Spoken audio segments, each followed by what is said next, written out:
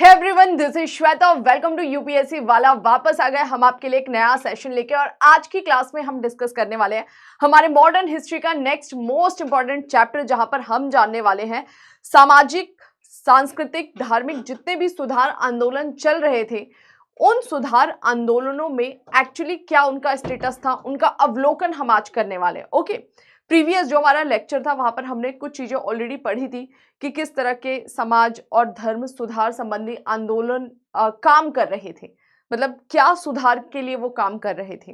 तो हमने जाना था महिलाओं की स्थिति, दलितों की स्थिति, धार्मिक रूप से जो कुरीतियां आ गई थी उन्हें दूर करने का वो प्रयास कर रहे थे। आज की क्लास में हम जानने वाले हैं उन मूवमेंट्स के बारे में कि वो कौन कौन से ऐसे हमें आंदोलन दिखाई देते हैं। एक बहुत बड़ी लिस्ट है, अगर आप स्पेक्ट्रम बुक को फॉलो कर रहे होंगे तो उसमें एक बहुत बड़ी लिस्ट है जहां पर दे रखा है इन सारे आंदोलनों के नाम, किसने उन आंदोलन को स्टार्ट किया, उसके वो जो आंदोलन था वो किस मोटिव से स्टार्ट किया गया था, उसके ऑब्जेक्टिव्स क्या थे। तो ये सारी एक लिस्ट है। अगर आप बात करेंगे तो हमें क्या ध्यान रखना है, कुछ इंपॉर्टेंट मूवमेंट्स है, सोशल रिलीजियस मूवमेंट, जिसके बारे में हमें डेप्थ में जानकारी होनी चाहिए, जहां से मेंस के पॉइंट ऑफ व्यू से भी क्वेश्चन पूछा जा सकता है।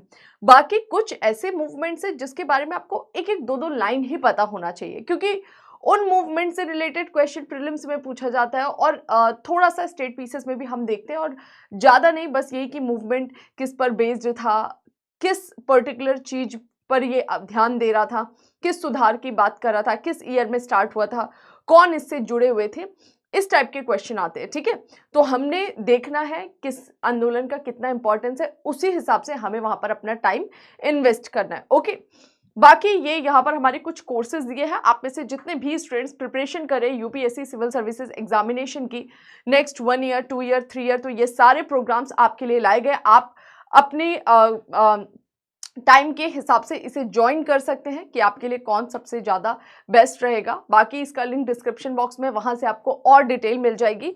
साथ ही स्टूडेंट्स यहाँ पर आप देख सकते हैं ये स्पेशल टेस्ट सीरीज आपके लिए लॉन्च किया गया है हमारे इस प्लेटफॉर्म के द्वारा। 26 मई को यूपीएससी सिविल सर्विसेज प्रीलिम्स का एग्जाम है। तो आप में से जो भी बच्चे इस एग्जाम में अपियर हो रहे हैं, आपको पता है अराउंड 3 से 4 महीने ही आपके पास बच रहे हैं, और इस मोमेंट पे हमारे लिए बहुत इंपॉर्टेंस बढ़ जाता है टेस्ट सीरीज का, मॉक टेस्ट का। तो उसी को ध्यान में रखते हुए मॉक टेस्ट लाया है। इसके बारे में भी डिस्क्रिप्शन बॉक्स में सारी डिटेल दी हुई है, लिंक पर क्लिक करके आप वो देख लेंगे।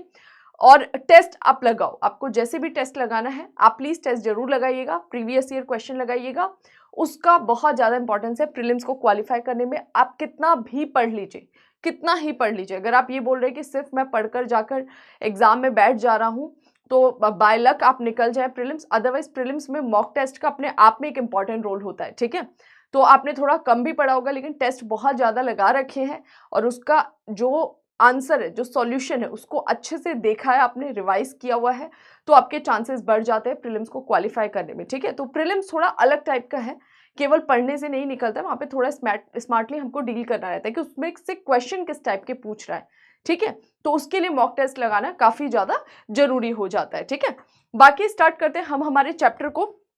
इस चैप्टर की शुरुआत में ही बता रखा है सामाजिक सांस्कृतिक सुधार आंदोलनों का अवलोकन, कि अब तक जितने भी सोशल रिलीजियस रिफॉर्म लाए गए थे उनका क्या स्टेटस था, उसको हम 1 बाय 1 जानेंगे। कुछ इंपॉर्टेंट यहाँ पर हमें मूवमेंट दिखाई देंगे, जिनमें से सबसे पहले हम बात करने वाले किसकी, राजा राम मोहन राय और ब्रह्म समाज। आप सभी छोटे से पढ़ते आए होंगे, छोटे पे आपने इतने डिटेल में नहीं पढ़ा होगा, लेकिन बचपन में हमने सबने पढ़ा था राजा राम मोहन राय जी के बारे में, ईश्वर चंद्र विद्यासागर के बारे में।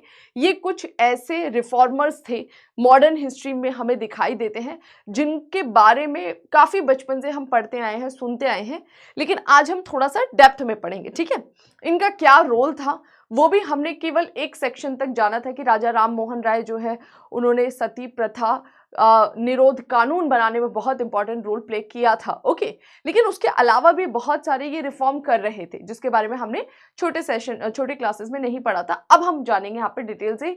एग्जाम के पॉइंट ऑफ व्यू से ये वाला जो रिफॉर्म है बहुत ज़्यादा इंपॉर्टेंट है, इसको आपको अच्छे से देखना होगा। ठीक है, सबसे पहले बात करता है राजा राम मोहन राय। बोला जाता है कि इनको कहा जाता है भारतीय पुनर्जागरण का जनक। अब देखो, हम पढ़ते हैं मॉडर्न हिस्ट्री, जैसे मैंने पहले भी बताया आपको कि मॉडर्न हिस्ट्री, मॉडर्न मतलब क्या, आधुनिक, आधुनिकता मतलब क्या कि यूरोपीय भारत में आकर रेलवे चला देंगे उससे हम आधुनिक हो गए, नहीं। आधुनिकता मतलब कि आपका समाज, आपका धर्म आपको ऊंचाई की ओर ले जा रहा है, आपको विकास की ओर ले जा रहा है, तो आप क्या हो जाएंगे, आधुनिक हो जाएंगे। लेकिन वही समाज, वही धर्म जब आपको कुरीतियों में जकड़कर पीछे की ओर खींचेगा तो आपका क्या होगा, विकास होगा, नहीं, आप अवनति की ओर जाएंगे, धीरे धीरे आप डिक्लाइन होने लग जाएंगे, है ना, आपका खुद ब खुद पतन चालू हो जाएगा। तो ये कुछ चेंजेस लाएंगे राजा राम मोहन राय हमारे समाज में, हमारे धर्म में, और वो चेंजेस किस स्तर पर आएंगे वो तो अलग बात है, लेकिन हाँ, लोगों को अवगत जरूर कराएंगे कि देखो, तुम आंख में पट्टी बांधकर बैठे हुए हो, समाज में ये चीजें गलत हो रही हैं और धार्मिक रूप से ये कुरीतियां हमारे समाज में आ चुकी, इनको हमको दूर करना चाहिए। तो ये जब लोगों के समझ में आएगा, इससे क्या बोला जाएगा, पुनर्जागरण। ओके, कि लोगों को उनके राइट्स के बारे में पता लगेगा, जो हम आंख बंद करके कुरीतियां फॉलो कर रहे हैं उनके बारे में उनको पता लगेगा कि अरे ये तो गलत है, इसके पीछे तर्क ही नहीं है। ओके, तो इसी वजह से राजा राम मोहन राय को क्या कहा जाता है, भारतीय पुनर्जागरण का जनक और आधुनिक भारत का निर्माता। आप समझ पा रहे, आधुनिक भारत का निर्माता क्यों कह रहे हैं, क्योंकि आधुनिकता कब है, जब आप स्वतंत्र होकर जीवन जी पाए, है ना, as a male, as a female, partiality ना हो, उच्च वर्ग निम्न वर्ग के आधार पे आपसे भेदभाव ना हो, तो आप क्या बोलेंगे कि हम आधुनिक हो चुके हैं, हमारे समाज में समानता है, स्वतंत्रता है, न्याय है। तो ये इस चीज से रूबरू कौन कराते हैं, राजा राम मोहन राय, इस टाइम पीरियड में 19th सेंचुरी में। तो इस वजह से इन्हें आधुनिक भारत का निर्माता कहा जाता है। ठीक है, आगे बोलता है, उनके द्वारा स्थापित ब्रह्म समाज, जो आधुनिक पाश्चात्य विचारों पर आधारित था, हिंदू धर्म का पहला सुधार आंदोलन भी कहलाता है। अब इन्होंने क्या करा था, अपने विचारों को रखा, और विचारों को रखने के बाद से, क्योंकि वो विचार को कोई प्लेटफॉर्म नहीं मिल रहा था, तो आधार नहीं मिलने के कारण थोड़ा सा विचार हल्का हो रहा था, तो जो भी इनके विचार थे और उन विचारों को फॉलो करने वाले या समर्थन देने वाले जितने लोग थे, उन लोगों के ग्रुप से एक इन्होंने सभा बनाया, जिसे क्या कहा गया, ब्रह्म समाज कहा जाएगा आगे, जिसके बारे में हम पढ़ेंगे। तो राइटर यहां पर यही बोलता है कि राजा राम मोहन राय के द्वारा स्थापित जो ब्रह्म समाज था, उस समाज के जो लोग थे, उनका एक प्रॉपर उद्देश्य था, ऑब्जेक्टिव था कि हमको ये चीजें समाज में सुधारनी है। ओके, और ये जो ब्रह्म समाज आंदोलन चालू किया गया था, ये बोल रहा है अपने आप में आधुनिक भारत का पहला हिंदू धर्म सुधार आंदोलन था। हिंदू धर्म सुधार आंदोलन क्यों, क्योंकि यहां पर राजा राम मोहन राय हिंदू धर्म में जो कुरीतियां आ गई हैं उसको दूर करने की बात करेंगे। हालांकि इन्होंने केवल हिंदू धर्म नहीं बल्कि अन्य धर्मों की भी कुरीतियों को दूर करने की बात कही थी, जिसके बारे में हम आगे डिस्कस करने वाले हैं। वो किस चीज के समर्थक थे, नहीं थे, ये जानना जरूरी है। अब जो मैं आपको पॉइंट्स पढ़ाने वाली हूँ, ये प्रीलिम्स के पॉइंट ऑफ व्यू से काफी इंपॉर्टेंट है। वो एकेश्वरवाद में विश्वास रखते थे। उनका कहना था कि ईश्वर एक ही है। अब चाहे तुम उनको भगवान बोलो, चाहे तुम उनको अन्य रूपों में पूजो, कोई भी किसी भी धर्म का जो भी आप भगवान को रूप दे रहे हैं, जो भी आप नाम दे रहे हैं, एक्चुअल में वो एक ही पावर है, एक ही गॉड है। तो ये किस पर विश्वास करते थे, ब्रह्म समाज या राजा राम मोहन राय, एकेश्वरवाद कि एक ही ईश्वर है।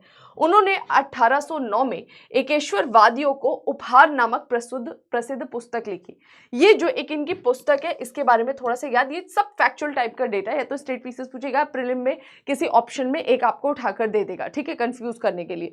तो ध्यान रखना है कि इनके द्वारा एकेश्वरवाद पर एक पूरी पुस्तक लिखी गई है, उपहार। ठीक है, आगे बढ़ते हैं। अपने मत के समर्थन में उन्होंने वेदों और उपनिषदों के बंगला अनुवाद लिखे तथा स्पष्ट किया कि प्राचीन हिंदू धर्मशास्त्र भी एकेश्वरवाद का समर्थन करता है। देखो, राजा राम मोहन राय बहुत ही तर्कवाद वाले व्यक्ति थे, है ना, तर्कवादी थे। उनका कहना था हर चीज के पीछे हमें लॉजिक ढूंढना चाहिए। तो जब इन्होंने बोला कि ईश्वर एक ही है, तो इन्होंने ईश्वर एक ही का बैकग्राउंड क्या बताया कि देखो, अगर आप प्राचीन वेद और उपनिषद को पढ़ते हो तो उससे भी आपको पता लगता है कि पूरे संसार में एक ही ईश्वर है, एक ही पावर है, उसको आप किसी भी रूप में पूजिए, वो अलग बात है। ठीक है, 1814 में उन्होंने कलकत्ता में आत्मीय सभा या फिर मित्रों का समाज की स्थापना की। आत्मीय सभा, आत्मीय मतलब आपके अपने लोगों का एक ग्रुप बनाया जो कि इनके विचारों के समर्थन थे।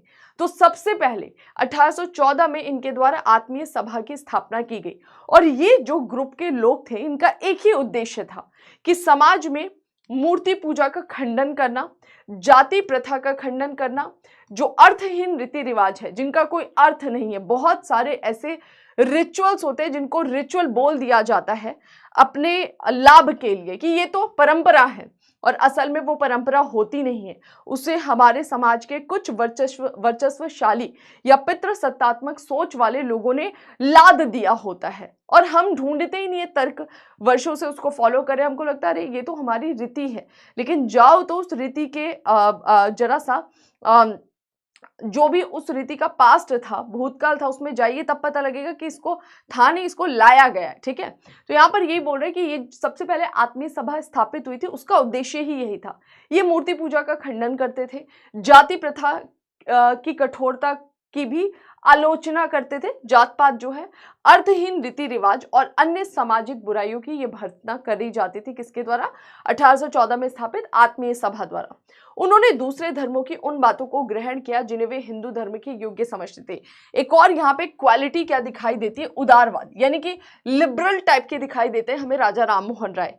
ये बोल रहे हैं कि हमें हिंदू धर्म में तो सुधार करना ही है और इनका कहना था कि अगर किसी और धर्म में कोई क्वालिटीज है तो आप उसको अडॉप्ट कर सकते हैं। इन्होंने ये बात तक बोली कि हिंदू धर्म में बाकी धर्मों में भी सुधार की आवश्यकता है और अगर हिंदू धर्म को ऐसा लग रहा है कि इस धर्म में ये काबिलियत है, अच्छी चीज है, तो इसको हमें अडॉप्ट कर लेना चाहिए। 1820 में उन्होंने प्रिसेप्ट्स ऑफ जीसस नामक पुस्तक लिखी जिसमें उन्होंने न्यू टेस्टामेंट के नैतिक एवं दार्शनिक संदेश को उसकी चमत्कारिक कहानियों से पृथक करने का प्रयास किया। अब ये देखो, यहाँ पर थोड़ा सा स्टार बना लेना है कि राजा राम मोहन राय केवल हिंदू धर्म में ही सुधार की बात नहीं कर रहे हैं, क्रिश्चियनिटी में भी ये सुधार की बात करें। अलग अलग धर्म के जितने भी धार्मिक ग्रंथ थे उनको ये पढ़ रहे थे। ठीक है, और इसी में जब इन्होंने प्रिसेप्ट्स ऑफ जीसस नामक पुस्तक लिखी तो उन्होंने कहा कि न्यू टेस्टामेंट जो है, क्रिश्चियनिटी भी आगे हमें दो पार्ट्स में डिवाइड होते हुए दिखाई देती है, तो जो न्यू टेस्टामेंट के फॉलोअर्स थे उसके नैतिक और दार्शनिक संदेश में जो मैजिकल पावर्स डाली है, जो बोल रखा है कि मैजिकल टाइप की स्टोरी डाल दी है, वो सही नहीं है। ठीक है, वो आडंबर पूर्ण है।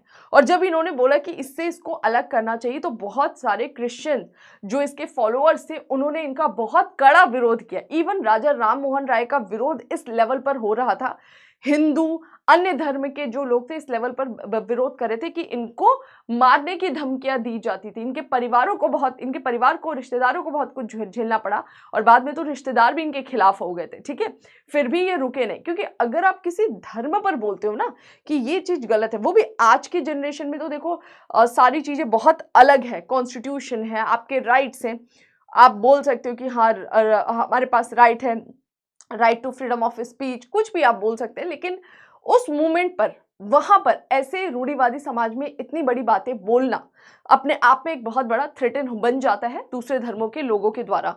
तो यहाँ पर यही हमें दिखाई देता है कि इनको काफी कुछ झेलना पड़ रहा था। अपने विचारों और उद्देश्यों को साकार करने के लिए उन्होंने आगे ब्रह्म सभा, जो आगे चलकर ब्रह्म समाज बना, उसकी स्थापना की। तो ये दो चीज ध्यान रखना है। सबसे पहले इन्होंने आत्मीय सभा की स्थापना की, फिर आगे चल के इनके द्वारा अगस्त 1828 में राजा राम मोहन राय ने ब्रह्म सभा का गठन किया। इसी ब्रह्म सभा को आगे चल के ब्रह्म समाज के नाम से जाना गया। तो ये थोड़ा सा फैक्चुअल टाइप का डेटा है 1814 1828 का। ठीक है, पर्पस शुरू से वही था, क्योंकि एक आदमी है, उसकी एक सोच है, उसी सोच से वो जितना भी आगे कुछ भी बना रहा है, सब कुछ उसी ऑब्जेक्टिव को ध्यान में रखते हुए कि भाई मेरा वो ऑब्जेक्टिव है, मेरा वो उद्देश्य है, मुझे उसकी प्राप्ति करनी है। ठीक है, राजा राम मोहन राय के अनुसार ईश्वर एक है। ये पूछा जाता है कि ब्रह्म समाज किस पर बिलीव करता था, तो एकेश्वरवाद, सभी सद्गुणों का केंद्र और भंडार है। परंतु इन्होंने ईश्वर को क्या बोला कि ईश्वर एक है और ईश्वर निर्गुण निराकार है। इन्होंने ईश्वर का कोई आकार नहीं दिया। निर्गुण निराकार का मतलब है कि अगर आप मूर्ति पूजा करते हैं तो आपने एक ईश्वर को रूप दिया है ना। अब चाहे आप मूर्ति जानवर के रूप में बनाए, या मूर्ति को मनुष्य का रूप दे, या मूर्ति को पेड़ पौधे का रूप दे। आपने एक आकार दिया ना और बोला कि ये ईश्वर है, तो ये बोल रहे कि नहीं, ईश्वर को आप आकार दे ही नहीं सकते, वो बस एक पावर है और वो निराकार है। आप इमेजिन कर रहे हो कि हमारे जैसे दिखते होंगे, नहीं। इनका ऐसा कहना था कि ईश्वर निराकार है, वह ना कभी जन्म लेता है और ना ही कभी ईश्वर की मृत्यु होती है। सर्वव्यापी, सर्वशक्तिमान, सृष्टि का पालन करता है, अमर है, इसलिए मूर्ति पूजा का ये शुरू से खंडन करते रहे हैं। तो ये आप लोगों को ध्यान रखना है कि इनके द्वारा मूर्ति पूजा की खंडन की जाती रही है। तो ये चाहे ब्रह्म समाज के बारे में पूछे या फिर राजा राम मोहन राय, दोनों एक ही, क्योंकि उनके द्वारा उसकी स्थापना की गई है, तो उसी विचार को दर्शाया गया है। एकेश्वरवाद, मूर्ति पूजा का खंडन, है ना। वे धार्मिक पुस्तकों के अध्ययन और पूजा में भी विश्वास नहीं करते थे, ये और इम्पोर्टेंट है।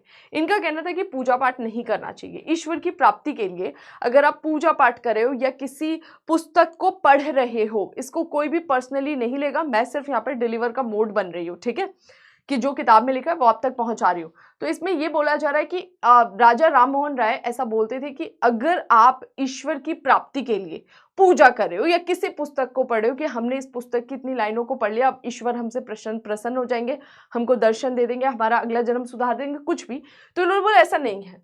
धार्मिक पुस्तकों को पढ़ना मतलब नॉलेज वाइज पढ़ना नहीं, उसके फेवर में ये इन्होंने खुद बहुत सारी धार्मिक पुस्तकें पढ़ी। ये बोल रहे हैं कि ईश्वर की प्राप्ति के लिए अगर आप पूजा कर रहे हो या धार्मिक पुस्तकों को पढ़ रहे हो तो वो नहीं करना चाहिए, उसमें विश्वास ही नहीं करते थे। हिंदू धर्म का शुद्धिकरण, एकेश्वरवाद या निर्गुण परमात्मा में विश्वास ब्रह्म समाज का सबसे प्रमुख उद्देश्य था। उनके ये उद्देश्य तर्क और वेद उपनिषद की शिक्षाओं पर आधारित थे। तो बेसिकली ब्रह्म समाज या फिर राजा राम मोहन राय का अगर हम धार्मिक उद्देश्य पूछे, धार्मिक रूप से ये क्या सुधार चाहते थे, तो हिंदू धर्म में सुधार, और इसके लिए हिंदू धर्म का ही एक आपका जो प्राचीन ग्रंथ है, धार्मिक ग्रंथ वेद उपनिषद, उसको ये तर्क का आधार बना रहे हैं। सभी के समझ में आ गया, आगे बढ़ जाते हैं। ब्रह्म समाज सर्वधर्म समभाव पर बल देता था। ये मैंने बोला पहले भी कि ये बहुत लिबरल टाइप के थे, तो ये सभी धर्मों को एक समान मानते थे, क्योंकि इन्होंने सभी धर्म के ईश्वर ही एक बोल दिया है कि सबके ईश्वर एक ही है, आप उसको किसी भी रूप में या कोई भी नाम दे दो, ईश्वर एक है और सभी धर्म एक समान है। ब्रह्म समाज नैतिकता पर बल देता था और कर्म फल में उसका विश्वास रहता था। ये ध्यान रखना है, ये किसकी बात कर रहा है, कर्मवाद की। हम बोलते हैं ना, कर्मा, जैसा बोओगे वैसा काटोगे। तो बहुत सारे लोग इसको समझते हैं, बहुत सारे लोग नहीं समझते हैं। कुछ का कहना, अरे यार हमने तो इतना अच्छा किया था, हमारे साथ क्यों बुरा हो रहा है। और कई लोग बोलते हैं कि अरे ये हमने इतना बुरा किया, देखो हमारे साथ आजकल कुछ बुरा हुआ ही नहीं। तो वो डिपेंड करता है, लेकिन इनका कहना था कर्म फल, जैसा करोगे वैसा आपको फल मिलेगा।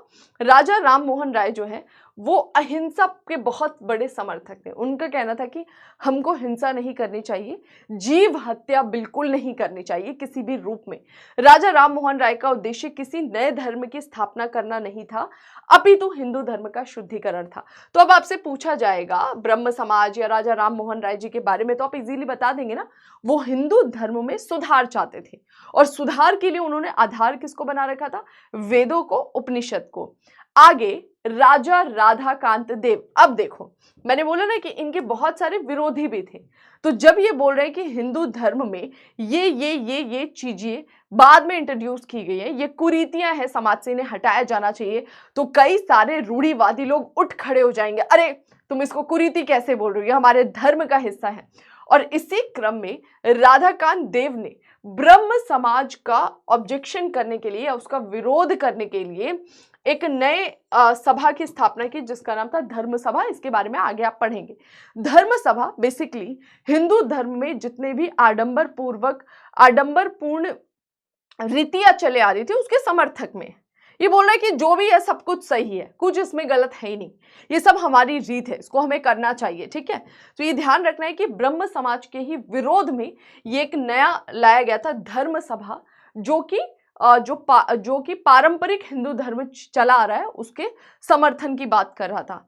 आगे चल के 1833 में हमें पता लगता है कि ब्रिस्टल इंग्लैंड में राजा राम मोहन राय की मृत्यु हो जाती है, और इनकी मृत्यु के बाद ये जो ब्रह्म समाज था ये थोड़ा सा ढीला पड़ जाता है।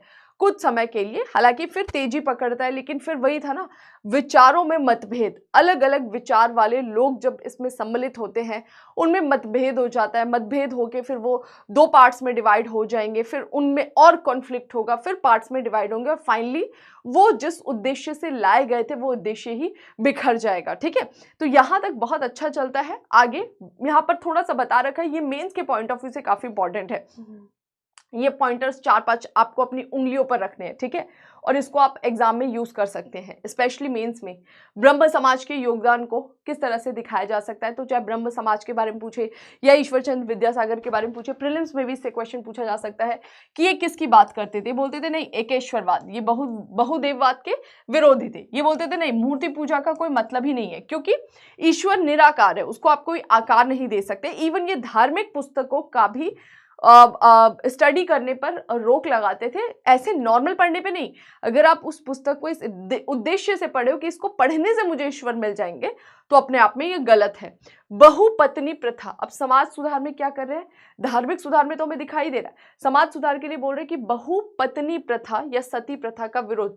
बहुपत्नी रखने में क्या होता है, किसी विमेन का ही राइट जाता है ना, मतलब अभी एक हस्बैंड है, वो दूसरी पत्नी ले आए तो पहली वाली पत्नी का अधिकार जाएगा, इमोशनली भी वो हर्ट होती है, फाइनेंशियली वो अपने हस्बैंड पे डिपेंड होती है, फिर उसके बाद से वो किसके पास जाएगी। आजकल तो हम इंडिपेंडेंट हो जा रहे हैं, फिर भी एक हमारा समाज है, समाज में थोड़ी सी चीजें कॉम्प्लिकेटेड हो जाती है लड़की के लिए, कि अब आप मायके भी नहीं जा सकते हो, मायके में भी आपको कौन कब तक रखेगा, समझ में आया।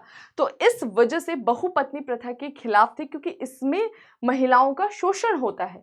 2, 4, 10 रख रहे हो और आपकी औकात नहीं है कि आप सबका पेट पाल पाओ, तो महिला की स्थिति खराब हो जाती है। सती प्रथा का इन्होंने विरोध किया। सती प्रथा एक तरह से आत्महत्या, अगर आप खुद करे हो कोई और करा रहा है तो वो हत्या है, समझ में आया, क्योंकि जीते जी आप जल रहे हो बिना किसी रीजन के, कि एक व्यक्ति मर गया है क्योंकि आपसे उसका एक रिश्ता था, इस वजह से आपके दिमाग को बेवकूफ बना के, ब्रेन वॉश करके आपको सिखाया गया कि भाई तुम योगदान दे दो। योगदान ये होता है कि जाके चिता पे जल जाओ, पति नहीं मर रहा है पत्नी को मार दो। तो ऐसी कुरीतियों का इन्होंने बोला लॉजिक क्या है, कोई लॉजिक तो था नहीं। सती प्रथा से क्या हो रहा था, कुछ हो रहा था, पति जिंदा हो जा रहा था, नहीं। लेकिन हाँ, ये जरूर दिख रहा था कि पत्नी मर जाएगी, जब पत्नी का संपत्ति में अधिकार था तो वो मैटर नहीं खत्म हो जाएगा, समझ में आया।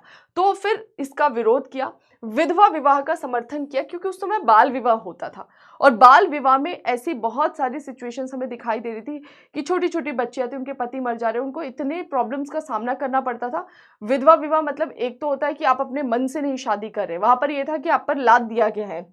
दूसरा, आपका लाइफ नॉर्मल नहीं रहता था, नंगे पाँव रहो, सफेद रंग के कपड़े पहनो, आप किसी फंक्शन में नहीं जा सकते, आपको उबला हुआ खाना खाना होगा, बहुत सारी ऐसी चीजें लाद दी जाती थी। एक कमरे में आपको बंद कर दिया जाता था, काल कोठरी टाइप का, ऐसा टाइप का लाइफस्टाइल आपका हो जाता था। तो ये बिल्कुल खिलाफ थी कि इसका आपने राइट छीन लिया। एक्चुअली देखो तो ये तो ह्यूमन राइट के खिलाफ है।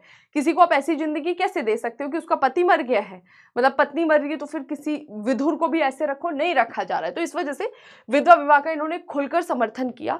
बाल विवाह का विरोध किया कि बाल विवाह नहीं करना चाहिए, क्योंकि बाल विवाह होने से एक लड़की के लिए बहुत बड़ी कॉम्प्लिकेशन आ रही थी कि भाई वो बच्चा हो रहा था बहुत कम उम्र में, उसके हेल्थ पे इम्पैक्ट पड़ जा रहा था, उसको अच्छी शिक्षा नहीं मिल पा रही थी, लड़की को कम उम्र में ही शादी हो रही थी, तो उसका शोषण बढ़ जा रहा था। ठीक है, एक एज पे शादी होती, उस मोमेंट पर उसके पास एजुकेशन हो सकती थी, वो हेल्थ वाइज थोड़ी फिट होती, लेकिन अगर कम एज में हो जा रही है शादी तो और ज्यादा वो शोषण का शिकार हो जा रही है और उसका एक्सप्लॉयटेशन हो रहा है, क्योंकि वो बच्ची है, उसको नहीं पता है कैसे सारी चीजें मैनेज करनी है। नैतिकता पर इन्होंने बहुत ज्यादा बल दिया। कर्म फल में विश्वास करते थे, सर्वधर्म संभाव, ईश्वर के निर्गुण आकार की ये लोग बात किया करते थे। धार्मिक पुस्तक, पुरुष और वस्तुओं की सर्वोच्चता में अविश्वास। देखो, पुरुष सर्वोच्चता तो आज भी हमारे समाज में है, बहुत ही जटिलता से घुसा हुआ है हमारे समाज में, कि अगर किसी पति ने पत्नी को एक थप्पड़ मार दिया, अभी घर वालों को पता भी लग गया, तो क्या, चल यार गलती हो गया, एक बार एक थप्पड़ मार दिया ना, कोई बात नहीं, सॉरी बोल रहे हैं तो माफ कर दो। और किसी पत्नी ने पति को एक थप्पड़ मार दिया, समाज हिल जाएगा, कैसी लड़की है ये, समझ में आए। तो वो आज भी हमारी सोसाइटी में बना हुआ है रियल में।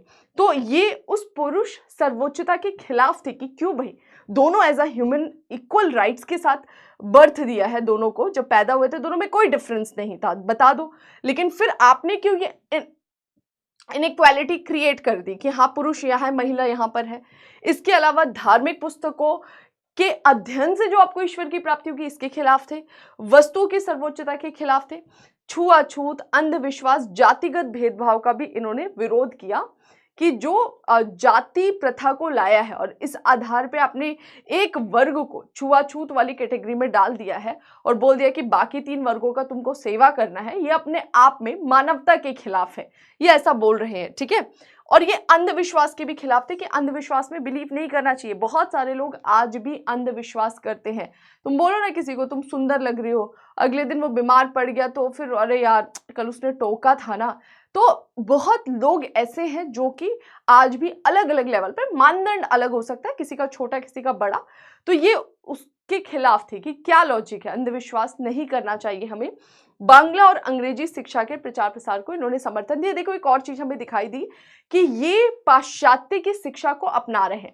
ये ऐसा नहीं बोल रहे हैं कि हमें अपने में ही सुधार, बोल रहे अपने में सुधार करना चाहिए, प्लस दूसरे की अगर कोई काबिलियत है उसको आप अडॉप्ट कर लो, बहुत जरूरी है, उसमें बिल्कुल शर्माओ मत, झिझको मत। तो ये अंग्रेजी शिक्षा के भी समर्थक के रूप में हमें दिखाई देते हैं, ठीक है। तो ये 2-4 पॉइंट जो वो आपको याद रखना, और यहाँ से प्रीलिम्स में भी फैक्ट वाइज क्वेश्चन पूछा जा सकता है।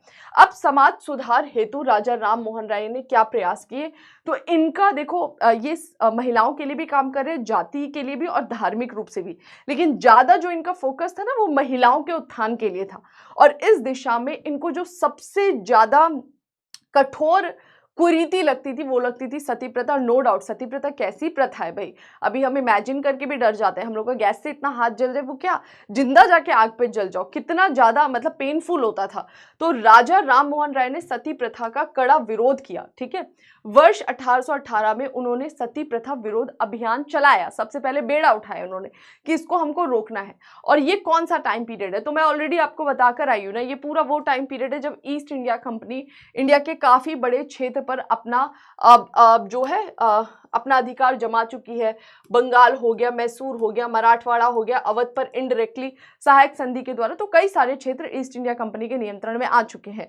तो अब राजा राम मोहन राय और अन्य समाज सुधारक ईस्ट इंडिया कंपनी पे ऐसी कुरीतियां हटाने का दबाव डालेगी। तो यहाँ पर यही बोल रहा है कि 1818 में उन्होंने सती प्रथा विरोधी अभियान शुरू किया। एक और उन्होंने पुरातन हिंदू शास्त्रों का प्रमाण देखकर धार्मिक ठेकेदारों को दिखलाया कि सती प्रथा की अनुमति हमारा शास्त्र नहीं देता है। बिल्कुल ठीक बोला। अगर हम वैदिक टाइम पीरियड में देखें तो क्या वहां सती प्रथा प्रचलित थी? नहीं प्रचलित थी। इवन बाल विवाह भी नहीं होता था। एक एज तक लड़कियों को शिक्षा दी जाती थी, इवन इक्वालिटी थी, अपने पति के साथ कहीं भी वो पार्टिसिपेट करती थी, यज्ञ हवन। और साथ ही साथ आप अर्ली वैदिक टाइम पीरियड की बात करें तो वहां तो हमें सभा समिति जैसा जो ग्रुप दिखाई देता है उसमें वुमेन्स का पार्टिसिपेशन था। तो वैदिक टाइम पीरियड जिसको हम हमारे सनातन धर्म का आधार मानते हैं, वहां पर ये कुरीति नहीं थी। अगर वही हमारा आधार है तो वहां पर तो होना चाहिए था। इसको आप बाद में सैकड़ों साल के बाद इंट्रोड्यूस कर रहे हो और बोल रहे हो हमारे धर्म में लिखा है। कहाँ लिखा है भाई, दिखाओ। तो ये यही बोल रहा है कि हाँ सती प्रथा, हाँ एक चीज है कि कोई कुछ कुछ जगह ऐसा होता है जहां पर विमेन्स है, महिलाएं हैं, उनके अपने इमोशंस है, अपने इमोशंस अपने आप को व्यक्त करने के लिए कोई कुछ कर रहा है, वो अलग बात है, ठीक है। लेकिन उसको एक रीति बना देना वो गलत है, ठीक है। तो यहां पर यही बोल रहा है कि सती प्रथा की अनुमति नहीं देते। दूसरी ओर उन्होंने लोगों को तर्क शक्ति, नैतिकता, मानवीयता, दया भाव की दुहाई देकर भी इसे रोका। तो इन्होंने 2 तरीका अपनाया सती प्रथा को रोकने का। एक तो इन्होंने धार्मिक आधार, तर्क की बात करें तो बोले देखो कहाँ लिखा है, तुम उठाओ अपने धार्मिक ग्रंथों को, कहीं नहीं लिखा है ऐसा, ठीक है। दूसरा इन्होंने लोगों को भी इमोशनली थोड़ा सा कनेक्ट करने की कोशिश की कि आप खुद बताइए कितना पेनफुल है कि आप एक बच्चे को जला दे रहे हैं, उसको वो बोले खुद जाके जल रही है, खुद जाके क्या तुम उसका इतना ब्रेन वॉश कर रहे हो। कई उस समय तो कई कई को नशा दे दिया जाता था, लड़की को नशे में ही उसको चिता पे बिठा, उसको पता भी नहीं रहता था। तो यहाँ पर यही कि ये उनको मानवता का, नैतिकता की भी दुहाई देते थे कि इमोशनली भी मैं इनको समझाऊं, क्या पता इनकी बुद्धि खुल जाए। ठीक है, उन्होंने सरकार से अपील की कि इस बर्बर प्रथा को रोकने के लिए वो कड़े कानून बनाए। और देखो, ईस्ट इंडिया कंपनी को ज्यादा फर्क पड़ता नहीं था। ईस्ट इंडिया कंपनी को भी लगा, क्योंकि यूरोप में तो ऐसा कोई प्रथा नहीं चल रहा था, उसको भी लगा हाँ ये तो मानवता के खिलाफ है ना, और इसके होने नहीं होने से ईस्ट इंडिया कंपनी का कोई घाटा तो था नहीं। तो उनको लगा कि मानवता के खिलाफ है, इसको तो रोक देना चाहिए, ये लोग बोल भी रहे हैं, ठीक है हटाते हैं इसे। तो फिर फाइनली 1829 में उस समय भारत का गवर्नर जनरल था विलियम बेंटिक। विलियम बेंटिक ने एक कानून बनाकर सती प्रथा को गैर कानूनी घोषित कर दिया। इवन ये बोल दिया गया कि सती प्रथा करते हुए वो जो प्रोसेस है, अगर उसमें कोई डायरेक्टली भी इन्वॉल्व नहीं है, इनडायरेक्टली तुम वहां पे खड़े होके नजारा भी ले रहे हो, तो तुम भी उसके भागीदार माने जाओगे। समझ में आया है। राजा राममोहन राय ने स्त्रियों की हीन दशा का भी बहुत कड़ा विरोध किया। उन्होंने स्त्रियों को संपत्ति का अधिकार देने का बोला कि देखो इनको तो प्रॉपर्टी में राइट मिलना ही चाहिए। देखो बहुत ज्यादा ना वल्नरेबल होती है जितनी भी महिलाएं हैं, मैं खुद भी हूं इसलिए मैं बोल रही हूँ, क्योंकि उनका स्टेट क्या होता है कि आप एक फैमिली पर है और फिर आप दूसरी फैमिली में जा रही है। अगर वहां पर आप सेल्फ डिपेंडेंट नहीं है, एजुकेटेड नहीं है, आपको आपके राइट्स नहीं मिल रहे हैं, किसी भी मोमेंट पे अगर वो पोर्शन आपका खराब जा रहा है तो आप किसके पास जाएंगे। इस तरह की विमेंस की स्थिति आ जाती है और सोसाइटी में कभी भी अकेली महिला को नहीं स्वीकारा जाता है। बहुत सारी गलत चीजों का आपको सामना करना पड़ता है। तो यहाँ पर यही बोल रहा है कि उन्होंने स्त्रियों की इन चीजों को बहुत पास से ऑब्जर्व किया और स्त्रियों के अधिकार देने की मांग की कि इनको इनके राइट्स मिलने चाहिए। वे स्त्रियों को शिक्षा देने की बात करते थे। एजुकेशन एक बहुत बड़ी पावर होती है। अगर आप शिक्षित हैं किसी भी स्तर पर, तो कहीं ना कहीं आप अपने सर्वाइवल के लिए कोई ना कोई मोड ढूंढ लेंगे। लेकिन अगर आपके पास एजुकेशन नहीं है, कोई हुनर भी नहीं, कोई स्किल भी नहीं है, तो आपके लिए सर्वाइवल बहुत टफ हो जाता है महिलाओं के लिए। तो उन्होंने बोला कि स्त्रियों को जरूर से शिक्षा देनी चाहिए, कभी भी इनकी शिक्षा नहीं रोकनी चाहिए और शिक्षा पूरी हो इसके लिए इनके विवाह को थोड़ा लेट करना चाहिए। ठीक है, विधवा विवाह को प्रारंभ करने की इन्होंने बात की। अगर किसी महिला का पति मर जा रहा है तो उसको पूरी उम्र विधवा रखने से अच्छा है कि उसका दूसरा विवाह कर दिया जाए, क्योंकि पुरुष तो 70 साल पे विवाह करने योग्य है, तो महिला के 17 साल, 27 साल, 37 साल पे योग नहीं है। इसका इन्होंने पक्ष लिया। सती प्रथा को समाप्त करने की बात की। बहुपत्नी प्रथा को गैर कानूनी घोषित करने की बात की कि एक तो इसको खत्म करो। और आज आप देखते भी हो कि बहुपत्नी प्रथा जो है, जो हिंदू लॉज है उसमें खत्म कर दिया गया है सिविल मामले में कि नहीं, आप नहीं रख सकते। एक प्रोसेस है, अगर आपको दूसरा शादी करना आप डिवोर्स लीजिए, डिवोर्स लेके फिर करिए आप शादी। ठीक है, उन्होंने मांग की कि उन्हें पैतृक एवं विरासत संपत्ति संबंधी अधिकार मिलने चाहिए। बहुत जरूरी है। अभी जैसे हमारे देश में महिलाओं को मिल चुका है कि भाई आप अपने पिता की संपत्ति में हक का दावा कर सकती हो, उसमें आपका एक पार्ट होता है। ये बहुत जरूरी था, क्योंकि अगर ये नहीं मिल रहा था और आप उधर से भी जा रहे हैं, इधर से भी जा रहे हैं, आपकी स्थिति बहुत दयनीय हो जाती है। और अगर आप उस दयनीय स्थिति से बचना चाहते हैं, कई बार बोला जाता है कि देखो कहाँ हो रहा है डिवोर्स, कुछ नहीं हो रहा, आप दयनीय स्थिति से बचना चाह रहे हैं। हर महिला के मन में डर है कि ये पति तलाक ना दे दे, अगर मैंने कुछ गलत करा, आवाज उठाए। अब ऐसी स्थिति में चाहे आपका कितना ही शोषण हो, आप मुंह बंद करके रहोगी। और इस सिचुएशन में जब आपको पता रहेगा कि अरे मेरे पास में एक पैसा है, एक अमाउंट है, मैं डिग्निटी के साथ, मैं सेल्फ रिस्पेक्ट के साथ अपनी लाइफ सर्वाइव कर सकती हूँ, तो आपका एक्सप्लॉयटेशन नहीं होगा। अगर कोई शोषण कर रहा है तो आप आवाज उठा सकते हो, क्योंकि आपको पता है आपके पास एक ऑप्शन है। ठीक है, राजा राममोहन राय आधुनिक पाश्चात्य शिक्षा के प्रचार प्रसार के समर्थक थे। इन्होंने ये बोला कि जो आधुनिक पश्चिमी शिक्षा है उसको हमको ग्रहण करना चाहिए, जो उसके अच्छे तत्व है। और इसी वजह से डेविड हेयर को 1817 में हिंदू कॉलेज की स्थापना में उन्होंने सहायता दी कि भाई भारत में भी पाश्चात्य शिक्षा का प्रसार हो, भारतीय इस शिक्षा को सीखे और इससे हमारे देश का विकास हो सके। ठीक है, उनके द्वारा प्रस्तुत की गई विभिन्न शिक्षा संबंधी योजनाओं का भी समर्थन किया। आगे चल के उन्होंने खुद भी 1817 में कलकत्ता में अंग्रेजी स्कूल खोला, जिसमें फ्रांस के प्रसिद्ध दार्शनिकों के बारे में पढ़ाया जाता था। रूसो, वोल्टेयर, इन सब के बारे में वहां पर बताया जाता था। 1825 में उन्होंने वेदांत कॉलेज की स्थापना की, जिसमें भारतीय विद्या और पश्चिमी भौतिक विज्ञान और सामाजिक विज्ञान की शिक्षा दी जाती थी। तो इनका ये कहना था कि शिक्षा कैसी हो, भारतीय और पश्चिम की जो अच्छी शिक्षा है, वैज्ञानिक तार्किक शिक्षा है, उसको मिला दे, उसकी सम्मिश्रण वाली जो एजुकेशन होगी वो बेस्ट होगी, उससे हमारा विकास होगा। बंगाली भाषा को समृद्ध बनाने के लिए उन्होंने बंगला व्याकरण की भी रचना की, बंगाली पद्य का निर्माण कराया। राजा राम मोहन राय संस्कृत, फारसी, अरबी, अंग्रेज, फ्रेंच, लैटिन, बहुत सारी इस तरह की मल्टीपल लैंग्वेजेस की उन्हें जानकारी थी। तो ये थोड़ा सा ध्यान रखना है कि उन्हें बहुत सारी भाषाएं आती थी, खुद वो बहुत काबिल व्यक्ति थी। समझ में आ रहा है। और ये जो अभी मैंने आपको स्त्रियों की दशाएं बताई, क्या होता है ना कि हमको कुछ चीजें फील करनी होती है, कनेक्ट करने के लिए, अपने आंसर राइटिंग में प्रदर्शित करने के लिए, उसके बारे में समझ विकसित करने के लिए। अदरवाइज रट रहते हैं, पर्दा प्रथा बंद करो, सती प्रथा बंद करो, क्या है एक्चुअली सती प्रथा है क्या, वो समझो, पेन समझो, तब समझ में आएगा हाँ कितना गंदा ये रीति है ना। तो थोड़ा सा इसको समझते हुए चलना है। इन्हें भारतीय पत्रकारिता का जनक कहा जाता है, यहां पर भी स्टार बना लेंगे, इंपॉर्टेंट है। इन्होंने बंगाली, हिंदी, अंग्रेजी में बहुत सारी पत्र पत्रिकाओं का प्रकाशन करा। आगे आप पढ़ेंगे भी, आगे के जो हमारे चैप्टर्स हैं, कि भारत में ये वो टाइम पीरियड है जब बड़ी मात्रा में पत्र पत्रिका देश में भरेंगी, है ना। तो इन्हें भारतीय पत्र पत्रिकाओं का जनक कहा जाता है। अलग अलग भाषाओं में पत्र पत्रिकाएं निकाल रही हैं। इसके अलावा कुछ और सेक्शंस भी थे जहां पर इन्होंने रिफॉर्म का काम किया, जैसे किसानों के द्वारा दिए जाने वाले लगान की अधिकतम सीमा निर्धारित करने की बात की इन्होंने, कि आप लोग ऐसे ही लगान मत निर्धारित करो, एक फिक्स कर दो। इनको इतना सारा आप लगान नहीं ले सकते, बार बार आप लगान बढ़ा देते हैं, जिससे किसानों बोझ तले दब जाते हैं इन लगानों के, और उनकी स्थिति दयनीय होते जा रही है। साथ ही उन्होंने कर मुक्त भूमि पर सरकार द्वारा पुनः कर लगाए जाने का भी विरोध किया, कि ऐसी जमीनें जो टैक्स के अंडर में नहीं आती थी, बाद में आप उन पर भी कर लगा रहे हो, ये अपने आप में गलत है। तो ये सरकार से आवाज उठाते थे। उन्होंने निर्यात की जाने वाली भारतीय वस्तुओं पर प्रशुल्क घटाने की मांग की। ब्रिटिशर्स ने भारतीय व्यापारियों को खत्म करने के लिए, या फिर अपने देश के जो व्यापारी थे ब्रिटेन के, उनको प्रमोट करने के लिए, भारत की वस्तुओं का अगर व्यापार होता है, दूसरे देश जा रहा है, तो इस पे भारी मात्रा में प्रशुल्क लगा दिया। 2 रुपए का सामान है, 2 रुपए और लग गया, 4 रुपए हो गया। तो अब दूसरे देश में कहाँ जाएगा, कहाँ बेचेगा और कौन खरीदेगा। तो इन्होंने बोला कि इस तरह से तो भारतीय जो कुटीर उद्योग है वो धीरे धीरे नष्ट हो जाएंगे। तो आपको भारतीय वस्तुओं के व्यापार पर जो प्रशुल्क लगाया जा रहा है निर्यात पर, उसको कम करना चाहिए, ताकि जैसे पहले भारतीय वस्तुओं की डिमांड थी और ये खुलकर दूसरे देश जाती थी और हमें फायदा होता था, वही वापस हो सके। ठीक है।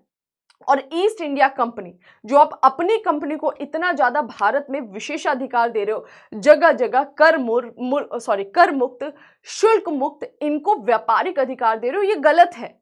आप अपने को तो इतना सारा बेनिफिट दे रहे हो, और हमारे उद्योगों को, जैसे आपने देखा है ना, अगर आपने इकोनॉमिक्स की एनसीईआरटी पढ़ी होगी 11th क्लास की, तो वहां पे बताया कि कैसे जैसे ही हमें आज़ादी मिलती है 1947 के बाद से, जब हमारे जो प्लानिंग कमीशन है वो काम करना चालू करती है, तो वो क्या करती है उस समय, सबसे पहले अपने देश के जितने भी कृषक थे, उद्योगपति थे, उनको संरक्षण देती है। ठीक है। और उनको संरक्षण देने के लिए अपनी इकोनॉमी को हम क्लोज्ड कर देते हैं। क्लोज्ड इकोनॉमी होती है इंडिया की।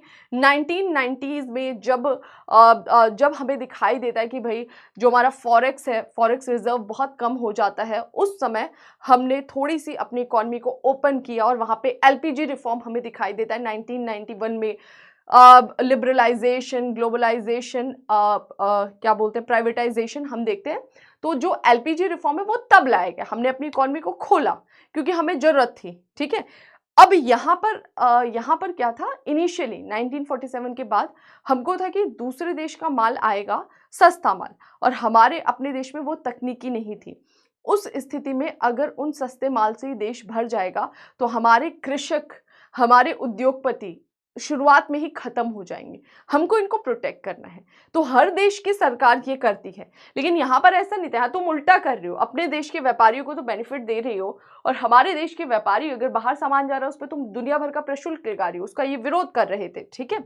उन्होंने भारतीय और यूरोपियों के मध्य न्यायिक समानता की भी मांग की। उन्होंने बोला क्या कर रहे हो भाई तुम, जितने भी भारत में जितने भी कोर्ट्स बनाए गए, आप उन कोर्ट में यूरोपीय न्यायाधीशों को बिठा दे रहे हो, तो उनको भारतीय कानून की समझ नहीं, उनको कोई भी समझ नहीं। अब वो अगर दो व्यक्ति हैं, एक पक्ष में यूरोपीय एक पक्ष में इंडियन है, तो चाहे वो 10 खून कर आया हो, उसको सजा नहीं मिलने वाली है भाई, क्योंकि वो यूरोपीय है, वो उसी का पक्ष लेगा। तो बोले थे क्या, कैसा जस्टिस देते हो तुम, किस तरह का। वो 10 खून कर आया कोई यूरोपीय, तो तुमने उसको 6 महीने की सजा देकर और इतना फाइन देकर छोड़ दिया, और कोई भारतीय उसने तुम्हारे अधिकारी को एक डंडा भी मारा तो तुम बोल रहे हो राजद्रोह और इसको फांसी पे लटकाओ। तो ये इस चीज को उठाते हैं। राजा राम मोहन राय का राजनीतिक दृष्टिकोण अंतरराष्ट्रीय भी था। वे अंतरराष्ट्रीय स्वतंत्रता, समानता, न्याय के हिमायती थे। मतलब ये बेसिकली मानवतावादी दृष्टिकोण था। ये केवल ये नहीं बोल रहे थे हमारे देश में, बोल रहे थे वैश्विक स्तर पर सभी को स्वतंत्रता, समानता और न्याय मिलना चाहिए। उन्होंने स्पेन, अमेरिका, नेपाल के स्वतंत्रता अभियानों का समर्थन किया। जो इन देशों में ये लोग फ्रीडम के लिए अलग अलग वहां पे रिवॉल्यूशन आ रहे थे, उसके वो समर्थक थे। इवन जब वो इंग्लैंड में थे तो आयरलैंड के जमींदारों द्वारा वहां के किसानों पर जो अत्याचार किया जा रहा था उसका उन्होंने खुलकर निंदा की। भाई लिखते थे, वो लिखकर निंदा करते थे। अनेक प्रसिद्ध व्यक्ति जैसे डेविड हेयर, अलेक्जेंडर डफ, देवेंद्रनाथ टैगोर, पीके टैगोर, चंद्रशेखर देव, ताराकांत चक्रवर्ती, ये सब इनके सहयोगी थे। ये हमको इतना याद करने का जरूरत नहीं है, ठीक है। तो अब आपसे पूछा जाएगा कभी भी राजा Ram Mohan Roy individual as a personality, तो आप उनके बारे में बहुत अच्छे से डिफाइन कर पाएंगे। अभी यहाँ पर हम बचपन से पढ़ते आए थे क्या कि सती प्रथा, वो तो आपको पता ही है। सती प्रथा के अलावा महिलाओं की अन्य स्थिति में भी इन्होंने सुधार की बात की, जाति प्रथा के लिए भी बात की, किसानों के लिए भी बात की, व्यापारियों के लिए भी बात की। वो सारे सेक्शंस आपको दिखाई दिए, बिल्कुल दिखे होंगे। ज्यादा फोकस इनका महिलाओं की स्थिति पर था क्योंकि महिला की सिचुएशन बहुत दयनीय थी। समझ में आ रहा है? चलो आगे बढ़ जाते हैं। नेक्स्ट, इन्होंने जो स्थापित किया था ब्रह्म समाज, इनकी मृत्यु के बाद किसी और के हाथ में जाएगा। तो देवेंद्र नाथ टैगोर और ब्रह्म समाज। राजा राम मोहन राय की मृत्यु के पश्चात इसकी बागडोर रविंद्रनाथ टैगोर के पिताजी थे, जिनका नाम था देवेंद्रनाथ टैगोर, उनके हाथ में गई। 1842 में ब्रह्म समाज में वो सम्मिलित हुए। देवेंद्रनाथ टैगोर पहले ज्ञानवर्धनी और तत्वबोधिनी, ये थोड़ा सा ध्यान रखना है, ज्ञानवर्धनी और तत्वबोधिनी सभा से जुड़े हुए थे पहले देवेंद्रनाथ टैगोर, ठीक है। ये जो तत्वबोधिनी सभा है अराउंड 1839 में इसकी स्थापना की गई थी। और बाद में चलकर अब देखो होता क्या है, देवेंद्रनाथ टैगोर किससे जुड़े हुए थे? ज्ञानवर्धनी, तत्वबोधिनी, इसकी स्थापना की थी 1839 में। बाद में तत्वबोधिनी सभा जो है ना, इसको मर्ज कर दिया जाता है किसको? ब्रह्म समाज में। ओके, और ब्रह्म समाज से कब जुड़ जाते हैं? 1842 में। तो तत्वबोधिनी सभा के ब्रह्म समाज में मिल जाने पर और ज्यादा मजबूत हो जाएगा ब्रह्म समाज। समझ में आ गया? क्लियर हो गया? अब ये क्या कर रही थी दोनों, जिससे देवेंद्रनाथ टैगोर पहले जुड़े हुए थे? तो बोल रहे कि इनका उद्देश्य भारत की प्राचीन सभ्यता एवं राजा राम मोहन राय के विचारों का प्रचार प्रसार था। तो ये सभ्यता भी उसी पर काम कर रही थी, लेकिन एक अलग ब्रांच के फॉर्म में। अब वो आकर इसमें मिल गई तो ये और मजबूत हो गया क्या? ब्रह्म समाज, ठीक है। आगे बढ़ते हैं। बंगाली भाषा में एक पत्रिका तत्वबोधिनी पत्रिका इस तत्वबोधिनी सभा के द्वारा समय समय पर प्रकाशित की जाती थी। तो ये थोड़ा सा ध्यान रखना है, कभी पूछा जाए कि तत्वबोधिनी जो पत्रिका है वो कौन सी लैंग्वेज में, तो बंगाली। ओके, इन दोनों सभाओं के ब्रह्म समाज में जुड़ने से समाज में एक नई ऊर्जा और शक्ति का संचार हुआ। धीरे धीरे ब्रह्म समाज की सदस्य संख्या बढ़ने लग गई, मतलब उसका एक अलग ही ऑरा क्रिएट हुआ। ज्यादा से ज्यादा लोग ब्रह्म समाज से जुड़ने लग गए, उसके विचार बहुत ज्यादा लोगों तक पहुंच रहे थे। यहाँ पर कुछ लोगों का नाम बताया, ईश्वर चंद्र विद्यासागर, इनका नाम आप आगे भी पढ़ेंगे, अश्विन कुमार दत्त। देवेंद्रनाथ टैगोर के नेतृत्व में ब्रह्म समाज ने विधवा विवाह का काफी समर्थन किया और स्त्री शिक्षा को बढ़ावा, बहुपत्नी प्रथा का उन्मूलन, आडंबरपूर्ण धार्मिक कर्मकांडों को समाप्त करने जैसे कार्यों पर काम किया। तो एजेंडा वही रहेगा। सती प्रथा ऑलरेडी निपटाकर जा चुके हैं कौन? राजा राम मोहन राय। तो अब इनका अगला उद्देश्य क्या होगा? विधवा विवाह और स्त्री शिक्षा, इस पर हमें काम करना है। केशव चंद्र सेन और ब्रह्म समाज, तो देखो यहां पर थे राजा राम मोहन राय जी, इनके नेतृत्व में क्या बन रहा है? हमें ब्रह्म सभा, जो बाद में हमें ब्रह्म समाज के रूप में दिखाई दिया, ठीक है। ये तो हमने पढ़ लिया, 1828 में इसका फॉर्मेशन हुआ। आगे चल के इस ब्रह्म समाज से कौन जुड़ते हैं? तो देवेंद्रनाथ टैगोर जुड़े। देवेंद्रनाथ टैगोर जुड़ते हैं 1842 में। अब ये लेकर चल रहे हैं ब्रह्म समाज को बिल्कुल सही तरीके से। अब इसी ब्रह्म समाज में हमें फिर से कौन जुड़ते हुए दिखाई देते हैं? अब दिखाई देंगे केशव चंद्र सेन। जैसे ही केशव चंद्र सेन इससे जुड़ते हैं, देवेंद्रनाथ टैगोर ने बहुत अच्छा सा वेलकम किया केशव चंद्र सेन का ब्रह्म समाज में, और इन्होंने इन्हें ब्रह्म समाज का आचार्य भी घोषित कर दिया। लेकिन इन दो व्यक्तियों में आपस में वैचारिक मतभेद हुआ, और इस वैचारिक मतभेद के कारण ये जो ब्रह्म समाज था ना, ये आगे दो पार्ट्स में टूटता हुआ नजर आएगा। एक जिसकी शाखा संभालेंगे कौन? देवेंद्रनाथ टैगोर। दूसरा जिसकी शाखा संभालेंगे कौन, केशव चंद्र सेन। तो ये थोड़ा सा आपको याद रखना है। चलिए आगे बढ़ते हैं, क्या बोल रहा है, केशव चंद्र सेन और ब्रह्म समाज। 1858 में केशव चंद्र सेन द्वारा ब्रह्म समाज की सदस्यता ग्रहण करने के बाद देवेंद्रनाथ टैगोर ने उन्हें समाज का नया आचार्य घोषित कर दिया। सेन के प्रयत्नों से शीघ्र ही, बहुत जल्दी, ये जो ब्रह्म समाज है इसकी बहुत सारी शाखाएं खुल रही है दूसरे क्षेत्रों में, जैसे बंगाल से बाहर संयुक्त प्रांत, बॉम्बे, मद्रास, पंजाब, यहाँ पर भी इसकी ब्रांचेस खुल रही हैं। यानी अभी तक इसका क्षेत्र बंगाल तक सीमित था, अब ये जा रहा है संयुक्त प्रांत, ये जा रहा है पंजाब, इधर जा रहा है मद्रास। समझ पा रहे हैं, यानी और ज्यादा लोग इससे जुड़े रहे हैं।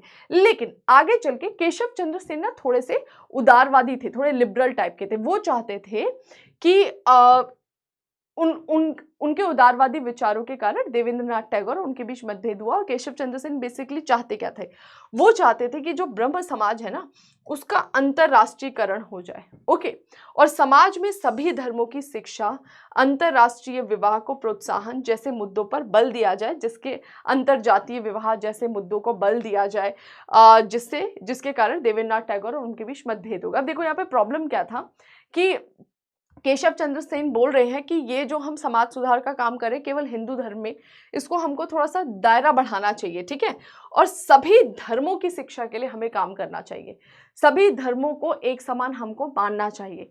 और थोड़ा सा देवेंद्रनाथ टैगोर इस मामले में रूढ़िवादी थे। अब इन्हीं विचारों के कारण इनके बीच में मतभेद हो गया तो ब्रह्म समाज दो टुकड़ों में टूट जाएगा। 1865 में सबसे पहले सेन को आचार्य पद से उठाया गया कि चलो तुम आचार्य पद के लायक नहीं हो, हटो यहाँ से।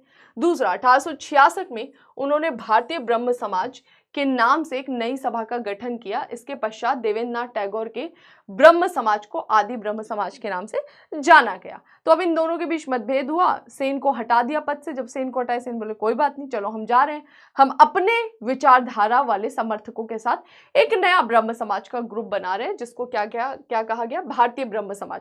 तो केशव चंद्र सेन के द्वारा भारतीय ब्रह्म समाज की स्थापना की गई, अलग अपने समर्थकों के साथ में। वहीं देवेंद्रनाथ टैगोर जिस ब्रह्म समाज में थे उसका नाम क्या कहलाएगा, आदि ब्रह्म समाज। तो अब बाद में चल के इसी ब्रह्म समाज के दो ग्रुप होंगे, भारतीय ब्रह्म समाज सेन, आदि ब्रह्म समाज देवेंद्रनाथ टैगोर। ये ध्यान रखना, एग्जाम के लिए इंपॉर्टेंट है। इसके पश्चात केशव चंद्र सेन भारतीय ब्रह्म समाज से भी अलग हो जाते। होता क्या है, केशव चंद्र सेन ने अपनी बहुत छोटी पुत्री, 13 साल की उनकी बेटी थी, उनका विवाह एक राजा से कराया था, जिसके कारण उनके अपने जो समर्थक थे, जो साथ के लोग थे, उनके बीच में वैचारिक मतभेद हुआ। और वैचारिक मतभेद होने के कारण केशव चंद्र सेन उस ग्रुप से अलग हो गए जिसकी उन्होंने स्थापना की थी, भारतीय ब्रह्म समाज की। और जब वो उससे अलग हो गए तो उन्होंने एक और नए ब्रह्म समाज की स्थापना की, जिसका नाम था साधारण ब्रह्म समाज। और फिर धीरे धीरे वो केशव चंद्र सेन जो है वो उनका जो इतिहास था वो अंधकार में खो गया। मद्रास में ब्रह्म समाज के अनेक केंद्र खोले गए। पंजाब में दयाल सिंह जो है उन्होंने इसका बीड़ा उठाया। तो बेसिकली जिस ब्रह्म समाज को आप पढ़ते हैं, थोड़ा सा ये ध्यान रखना है, बच्चे बहुत कंफ्यूज होते हैं। इस ब्रह्म समाज के हमें क्या दिखाई दिया, आदि ब्रह्म समाज, ये ध्यान रखना। आदि ब्रह्म समाज किसका है, देवेंद्रनाथ टैगोर का, ठीक है। इधर आ जाते हैं भारतीय ब्रह्म समाज, ये था सेन का।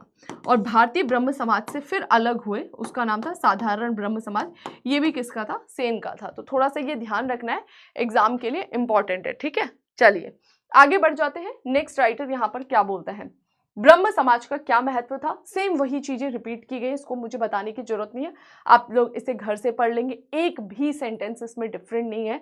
लेकिन ये बताने का सिर्फ उद्देश्य इतना था कि एग्जाम में, मेंस में पूछा जा सकता है कि सामाजिक धार्मिक सुधार आंदोलनों का महत्व बताइए, या फिर स्पेसिफिक किसी के बारे में पूछा जा सकता है जैसे ब्रह्म समाज। तो आपको पता होना चाहिए महत्व क्या है। महत्व वही है जो उसका उद्देश्य था, जो उसने किया वही उसका महत्व था, वही उसकी विशेषताएं थी। अब आ जाते हैं दूसरा, जिसका नाम है प्रार्थना समाज। प्रार्थना समाज के बारे में थोड़ा सा जानते हैं। अभी तक आपने पढ़ा राजा राम मोहन राय, ब्रह्म समाज। ब्रह्म समाज से जो 3 पार्ट्स निकल रहे हैं, भारतीय ब्रह्म समाज, आदि ब्रह्म समाज, साधारण ब्रह्म समाज। आई होप सबको इतना क्लियर हो गया होगा। इसके ऑब्जेक्टिव्स क्या थे वो भी आपने जान लिया, क्यों ये टूटा वो भी आपने जान लिया, ठीक है। अब आ जाते हैं प्रार्थना समाज। 1867 में बंबई में केशव चंद्र सेन के सहयोग से आत्माराम पांडुरंग ने प्रार्थना समाज की स्थापना की। तो अभी बात कर रहे थे ब्रह्म समाज की, वो इधर लोकेटेड था। अब आ जाओ प्रार्थना समाज, वो किधर है? बॉम्बे की बात कर रहे हैं कि जो बॉम्बे वाला क्षेत्र है इसमें आत्माराम पांडुरंग के द्वारा 1867 में इसकी स्थापना की गई। अब इसमें देखो डेट का भी इंपॉर्टेंस है, ठीक है। अगर फैक्चुअल डेट की, अभी तक तो मैंने आपको बात ही नहीं किया था कि फैक्चुअल डेटा याद करो ये वो दुनिया भर का, लेकिन अब मैं बोलूंगी आपको कि ये 2-4 जो है इनके डेट्स याद कर लो, क्योंकि कभी कभी आप देखो आप दोनों ही एग्जाम्स दे रहे होगे, ऐसा तो नहीं है ना खाली यूपीएससी दे, स्टेट पीसीएस भी दे रहे होगे, तो वहां पर या कभी यूपीएससी में आ जाए कि भाई अरेंज करो, है ना, कि स्थापना किसकी पहले या बाद में, तो थोड़ा आपको पता होना चाहिए। डेट भी पूछा जाए, डेट तो खैर इतना नहीं पूछा जाएगा, लेकिन अरेंजमेंट वाइज आप गड़बड़ा जाओगे, तो ये पता होना चाहिए कि वो 1828 में, फिर 1867 में, ठीक है। 1849 में, अब ये इसका बैकग्राउंड बता रहा है कि 1849 में महाराष्ट्र में परमहंस सभा के नाम से एक धार्मिक समाज का शुभारंभ हुआ, ठीक है। यथार्थ में यह ब्रह्म समाज का ही एक शाखा था, इसका प्रभाव क्षेत्र काफी सीमित था। तो महाराष्ट्र में ब्रह्म समाज के ही विचारों को फैलाने वाली एक शाखा स्थापित हुई थी जिसका नाम था परमहंस सभा, ठीक है। 1860 में इस सभा का विघटन हो गया और इसी का परिवर्धित और संशोधित रूप हमें 1867 में प्रार्थना समाज के रूप में सामने आया। तो बेसिकली परमहंस सभा जो कि बंगाल वाले ब्रह्म समाज के विचारों को फैला रहा था, इसी की एक ब्रांच बनकर वही परमहंस सभा आगे विघटित हुआ और उसी का जो ग्रुप था उन्होंने उसका एक परिवर्धित रूप, होता नहीं है कि भाई आपने कोई कमीशन बनाया या कोई ग्रुप बनाया, कोई नई ऑर्गेनाइजेशन बनाए और वो चला नहीं और वो डेड हो गया, फिर बाद में आप 2 साल 4 साल 10 साल बाद उसको रिवाइव करो, है ना, रीऑर्गेनाइज करो और फिर उसको नए रूप के साथ स्थापित करो। तो ऐसा ही हुआ, वही परमहंस सभा का नया रूप हमें 1867 में प्रार्थना समाज के रूप में दिखाई दिया।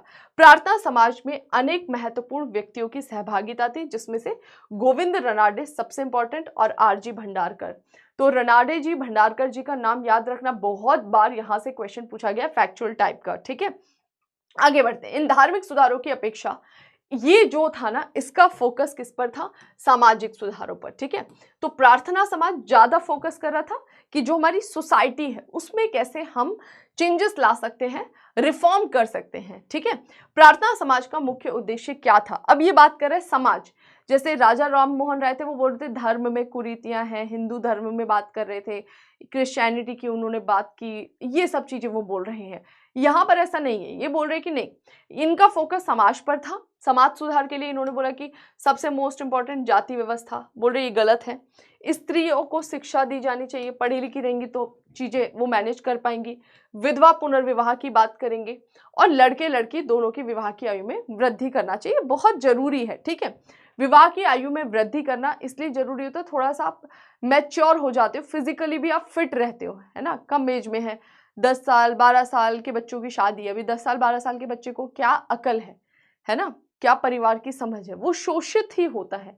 25 साल तक वो शोषित होता है, 25 साल में परिपक्व होता है, फिर वो बोलता है हमने तो इतना झेला, तो वो मानवता के खिलाफ हो जाती हैं चीजें। तो यहाँ पर ये कि दोनों की आयु बढ़ा देनी चाहिए ताकि वो एक सही तरीके से परिवार को चला सके, एक समझ के साथ चला सके, और नहीं भी चला सके तो उनके पास में वो कैपेबिलिटी हो कि वो अपनी लाइफ डिग्निटी से जी सके, मेल फीमेल दोनों के लिए ही। केशव करुणे विष्णु शास्त्री के साथ मिलकर रनाडे ने विधवाओं की शिक्षा और उनको प्रशिक्षण देने के लिए विधवा पुनर्विवाह आंदोलन और साथ ही साथ विधवा होम एसोसिएशन की नींव रखी। वे विधवाओं की मदद, मतलब इनका जो फोकस था प्रार्थना समाज का, समाज सुधार, और समाज सुधार में भी ज्यादा इनका फोकस किस पे था? स्त्री शिक्षा और विधवाओं के विवाह, और उसके लिए काफी ज्यादा हमें काम करते हुए दिखाई देते कौन? रनाडे जी, ठीक है। अब हम अगले आंदोलन पर चलते हैं, ये थोड़ा सा ध्यान रखना है, ये जो है ना कि किस पर इनका फोकस था, इससे रिलेटेड क्वेश्चन पूछा जाएगा, ठीक है। तो बस 2-2 4-4 लाइन याद रखना है, लोकेशन भी याद रखना है। जैसे आपने देखा ना, ब्रह्म समाज किधर चल रहा है, फिर प्रार्थना समाज, फिर ओरिजिन कहाँ से हो रहा है? परमहंस सभा से। यंग बंगाल आंदोलन, हेनरी विवियन डेरेजियो। तो कई बार यूरोपियंस जो भारत में आए, भारत में ही आकर बस गए, उनका भी मानवतावादी दृष्टिकोण था और ऐसे मानवतावादी दृष्टिकोण वाले यूरोपियंस ने भी कई बार समाज सुधार में रोल प्ले किया। तो यहाँ पर बात कर रहे हैं यंग बंगाल आंदोलन 19th सेंचुरी यानी 1800 की बात कर रहे हैं कि तीसरे और चौथे दशक में 1830-40 के आसपास बंगाल के बुद्धिजीवियों में एक रेडिकल या उग्रवादी प्रवृत्ति का जन्म हुआ। तो बोल रहे कि यहाँ बंगाल में हमें एक अलग विचारधारा के कुछ स्कॉलर्स दिखाई दिए, वो थोड़े से उग्र विचार वाले थे। रेडिकल मतलब जो इमीडिएटली चेंजेस की बात करते हैं, ठीक है। इस आंदोलन को ही यंग बंगाल आंदोलन कहा गया, इस नाम से जाना गया, क्योंकि इसमें जो तत्व शामिल थे वो कम उम्र के ऐसे बच्चे जो तुरंत बदलाव चाहते थे, जो भी सुधार थे उस पर वो काम कर रहे थे। हिंदू कॉलेज में 1826 से 31 तक प्राध्यापक के रूप में कार्य करने वाले एक आंग्ल भारतीय का मतलब होता है कि ऐसे यूरोपियन जो भारत आए, भारत आकर यहीं बस गए, विवाह कर लिए, यहीं उनकी जनरेशन चल रही है, उसको आंग्ल भारतीय कहते हैं। तो ऐसे ही आंग्ल भारतीय थे विवियन डेरेजियो, इस आंदोलन के प्रवर्तक और नेता बने। डेरेजियो फ्रांस की क्रांति से बहुत अच्छे से प्रभावित थे और अतिवादी विचार रखते थे। उन्होंने एंग्लो इंडियन हिंदू एसोसिएशन, बंगहित सभा और डिबेटिंग क्लब का भी गठन किया। और ये क्या कर रहे थे, कट्टर हिंदुओं से मतभेद, मतलब ये लोग बेसिकली क्या कर रहे थे, रेडिकल चेंजेस चाहते थे, ठीक है। जो भी बंगाल में हमें एक यंग जनरेशन दिखाई दी और ज्यादातर ये छात्र वर्ग थे, ये चाहते थे कि भाई समाज में गलत है, इसको चेंज करो, ठीक है, और बहुत तेजी से बदलाव चाहते थे। और ये इसके सक्सेसफुल होने में इनका सपोर्ट भी किया है कि एंग्लो इंडियन ने, लेकिन हो नहीं पाए। क्यों नहीं हो पाए? क्योंकि कट्टर हिंदुओं से मतभेद के कारण 1831 में डेरेजियो को हिंदू कॉलेज से निकाल दिया गया।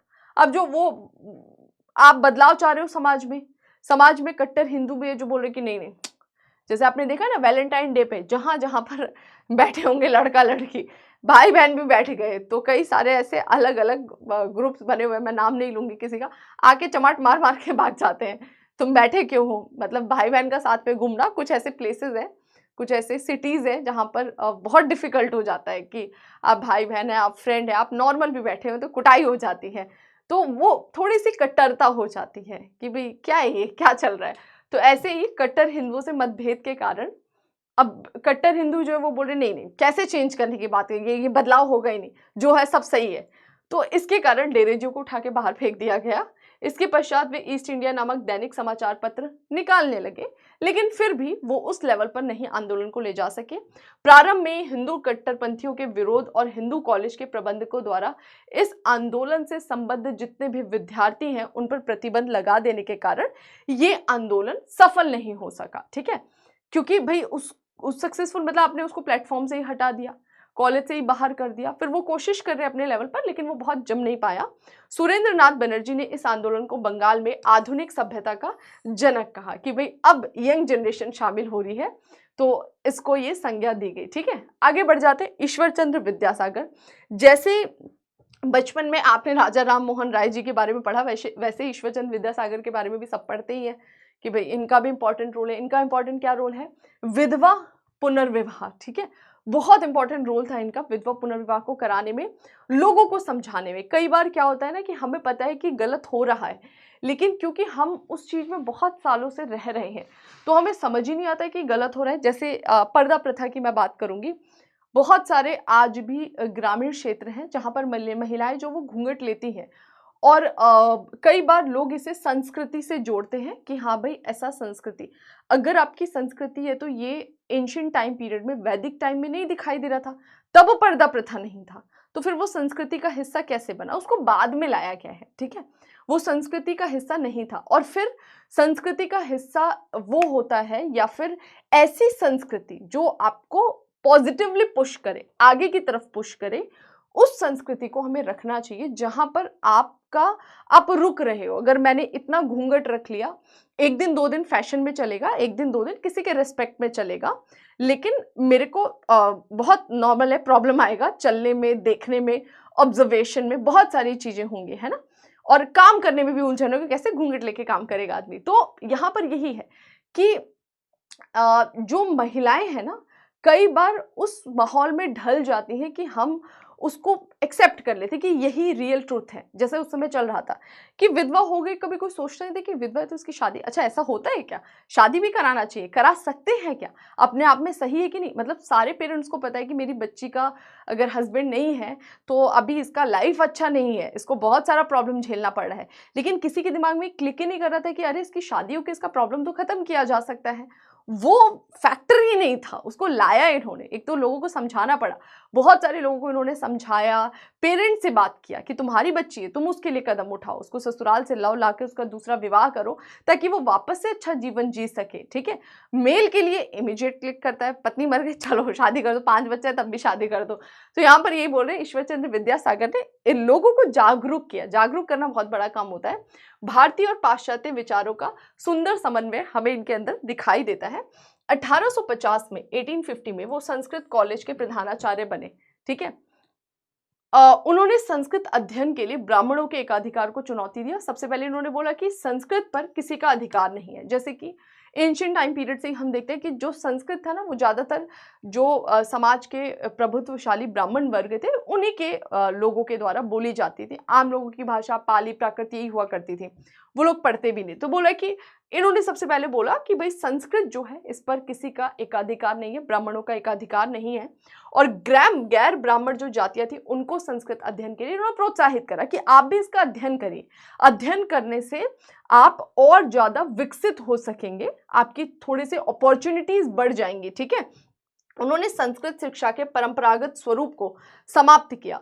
संस्कृत कॉलेज में अंग्रेजी शिक्षा का प्रबंधन किया, जिससे कॉलेज में आधुनिक दृष्टिकोण का प्रसार हुआ। तो ये नहीं था कि अगर उस कॉलेज में संस्कृत में पढ़ाई होती थी, वो संस्कृत कॉलेज है इसका मतलब कि उसमें नई चीज़ें इंट्रोड्यूस नहीं की जा सकती। इन्होंने बोला नहीं, यहाँ पर मैं क्योंकि प्रधान अध्यापक थे, वहाँ के प्रधानाचार्य बन चुके थे, तो ये ला सकते थे। तो इन्होंने क्या करा, उसमें पाश्चात्य शिक्षा भी जोड़ दी कि लो अब यहाँ पे अंग्रेजी शिक्षा भी दी जाएगी ताकि और ज्यादा इनका विकास हो सके। उन्होंने संस्कृत पढ़ाने के लिए बांग्ला भाषा में वर्णमाला भी लिखी। ओके, विद्यासागर ने विधवा पुनर्विवाह के लिए एक सशक्त आंदोलन चलाया, इसमें इनका बहुत बड़ा योगदान था और इसी के फलस्वरूप विधवा पुनर्विवाह के लिए एक कानून पारित कर दिया गया 1856 में ब्रिटिश इंडियन गवर्नमेंट के द्वारा कि हाँ भारत में विधवा पुनर्विवाह को हम कानूनी रूप से मान्यता दे रहे हैं, ये बिल्कुल लीगल है, विधवा पुनर्विवाह किया जा सकता है। इसके साथ उन्होंने बहुपत्नी विवाह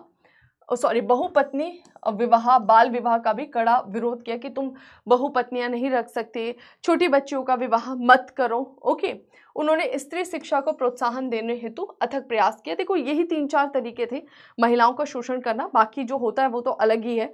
ये तो सामने सामने हो रहा था कि भाई छोटी बच्ची है, शिक्षा नहीं दी जा रही है, बच्ची पैदा होगी तो बस शादी पे ही फोकस है, कोई लड़का मिले। इवन आज भी यही है, आज भी यही हाल है। तुम कोई भी लड़की मतलब कितनी सक्सेसफुल हो जाए, तुम IAS ऑफिसर बन जाओ, बड़े प्लेटफॉर्म पे चले जाओ, सोसाइटी का नजरिया ये होता है कि अच्छा पद पा लिया तो अब इसको अच्छा लड़का मिल जाएगा, इतना कमा रही हो तो अच्छा लड़का मिल जाएगा, इतनी पढ़ ली है तो अच्छा, मतलब मोटिव ये होता है कि किसी भी पोजीशन पे तुम चले जाओ तुमको एक अच्छा लड़का मिल जाएगा।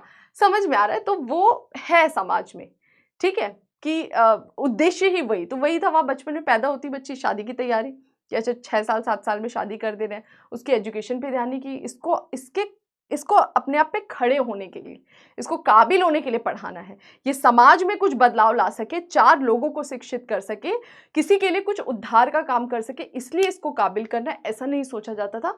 तो इसी वजह से इन्होंने स्त्री शिक्षा को प्रोत्साहन दिया कि भाई इनको एजुकेशन दो, बहुत जरूरी है इनके लिए, समाज के लिए। वो कम से कम 35 बालिका विद्यालयों से खुद संबद्ध थे, ठीक है, जिसका वो संचालन कर रहे थे, उसमें अपने आप से खर्चा दे रहे थे। इस लेवल पर इस समय ये हमें स्कॉलर्स दिखाई दे रहे थे। 1849 में बेथुन स्कूल स्थापित हुआ, उसके सचिव के रूप में इन्होंने काम किया और ये जो स्कूल था इसने महिलाओं की उच्च शिक्षा में बहुत इंपॉर्टेंट रोल प्ले किया। 1850 के दशक में स्त्री शिक्षा के क्षेत्र में चलाए गए सशस्त्र आंदोलन के फलस्वरूप ही कलकत्ता में बेथुन स्कूल की स्थापना हुई थी। तो बेसिकली ईश्वर चंद्र विद्यासागर जी जो थे वो स्त्रियों के अधिकार से संबंधित उन्होंने बहुत कार्य किया, जिसमें एक तो विधवा पुनर्विवाह और बालिकाओं की शिक्षा के लिए उनका बहुत महत्वपूर्ण योगदान रहा। नेक्स्ट, बाल शास्त्री जाम्बेकर। बाल शास्त्री जाम्बेकर, इनका टाइम पीरियड बताया है, बॉम्बे में पत्रकारिता के माध्यम से समाज सुधार का मार्ग इन्होंने प्रशस्त किया। ठीक है, तो ये बेसिकली किस तरह से समाज सुधार का मार्ग प्रशस्त कर रहे हैं, तो पत्रिका के माध्यम से। कई उस समय ये जो टाइम था ना 19th सेंचुरी वाला, इस समय बहुत ज्यादा दिखाई देता है कि पत्र पत्रिकाएं ये सब छापी जा रही थी। ओके, और इसका बहुत इम्पैक्ट पड़ रहा था क्योंकि लोग अब पढ़ रहे थे, और जब लोग पढ़ते तो उससे भी उनका विचार बदलता है। ठीक है, अगर आप कोई चीज़ पढ़ रहे हो, देख रहे हो, आजकल तो न्यूज़पेपर मुझे पता है बहुत कम लोग पढ़ने लग गए हैं। आजकल जो आपका क्या बोलते हैं, मोबाइल फ़ोन आ गए हैं, इसकी वजह से कई सारी ऐसी चीज़ें जिससे लोग दूर हो गए। ठीक है, तो बहुत अच्छी चीज़ होती है न्यूज़पेपर। कितना भी आप ई मीडिया की बात कर लें, वहाँ पर आपको कितने भी कंटेंट मिल जाए, लेकिन एक जो न्यूज़पेपर का मज़ा है और उसमें जो कंटेंट मिलता है वो आपको कहीं नहीं मिलेगा। ठीक है, तो उस समय इस तरह की पत्रिकाएं छप रही थी, लोग पढ़ रहे थे, प्रभावित हो रहे थे, उससे समझ रहे थे। तो इन्होंने पत्रिकाओं के माध्यम से सुधार का मार्ग प्रशस्त किया। उन्होंने 1832 में साप्ताहिक पत्र दर्पण का प्रारंभ किया। दर्पण का प्रयोग विधवा पुनर्विवाह, जीवन में वैज्ञानिक पद्धति को शामिल करने, सामाजिक सुधारों के प्रति लोगों को जागरूक करने में ये कर रहे थे।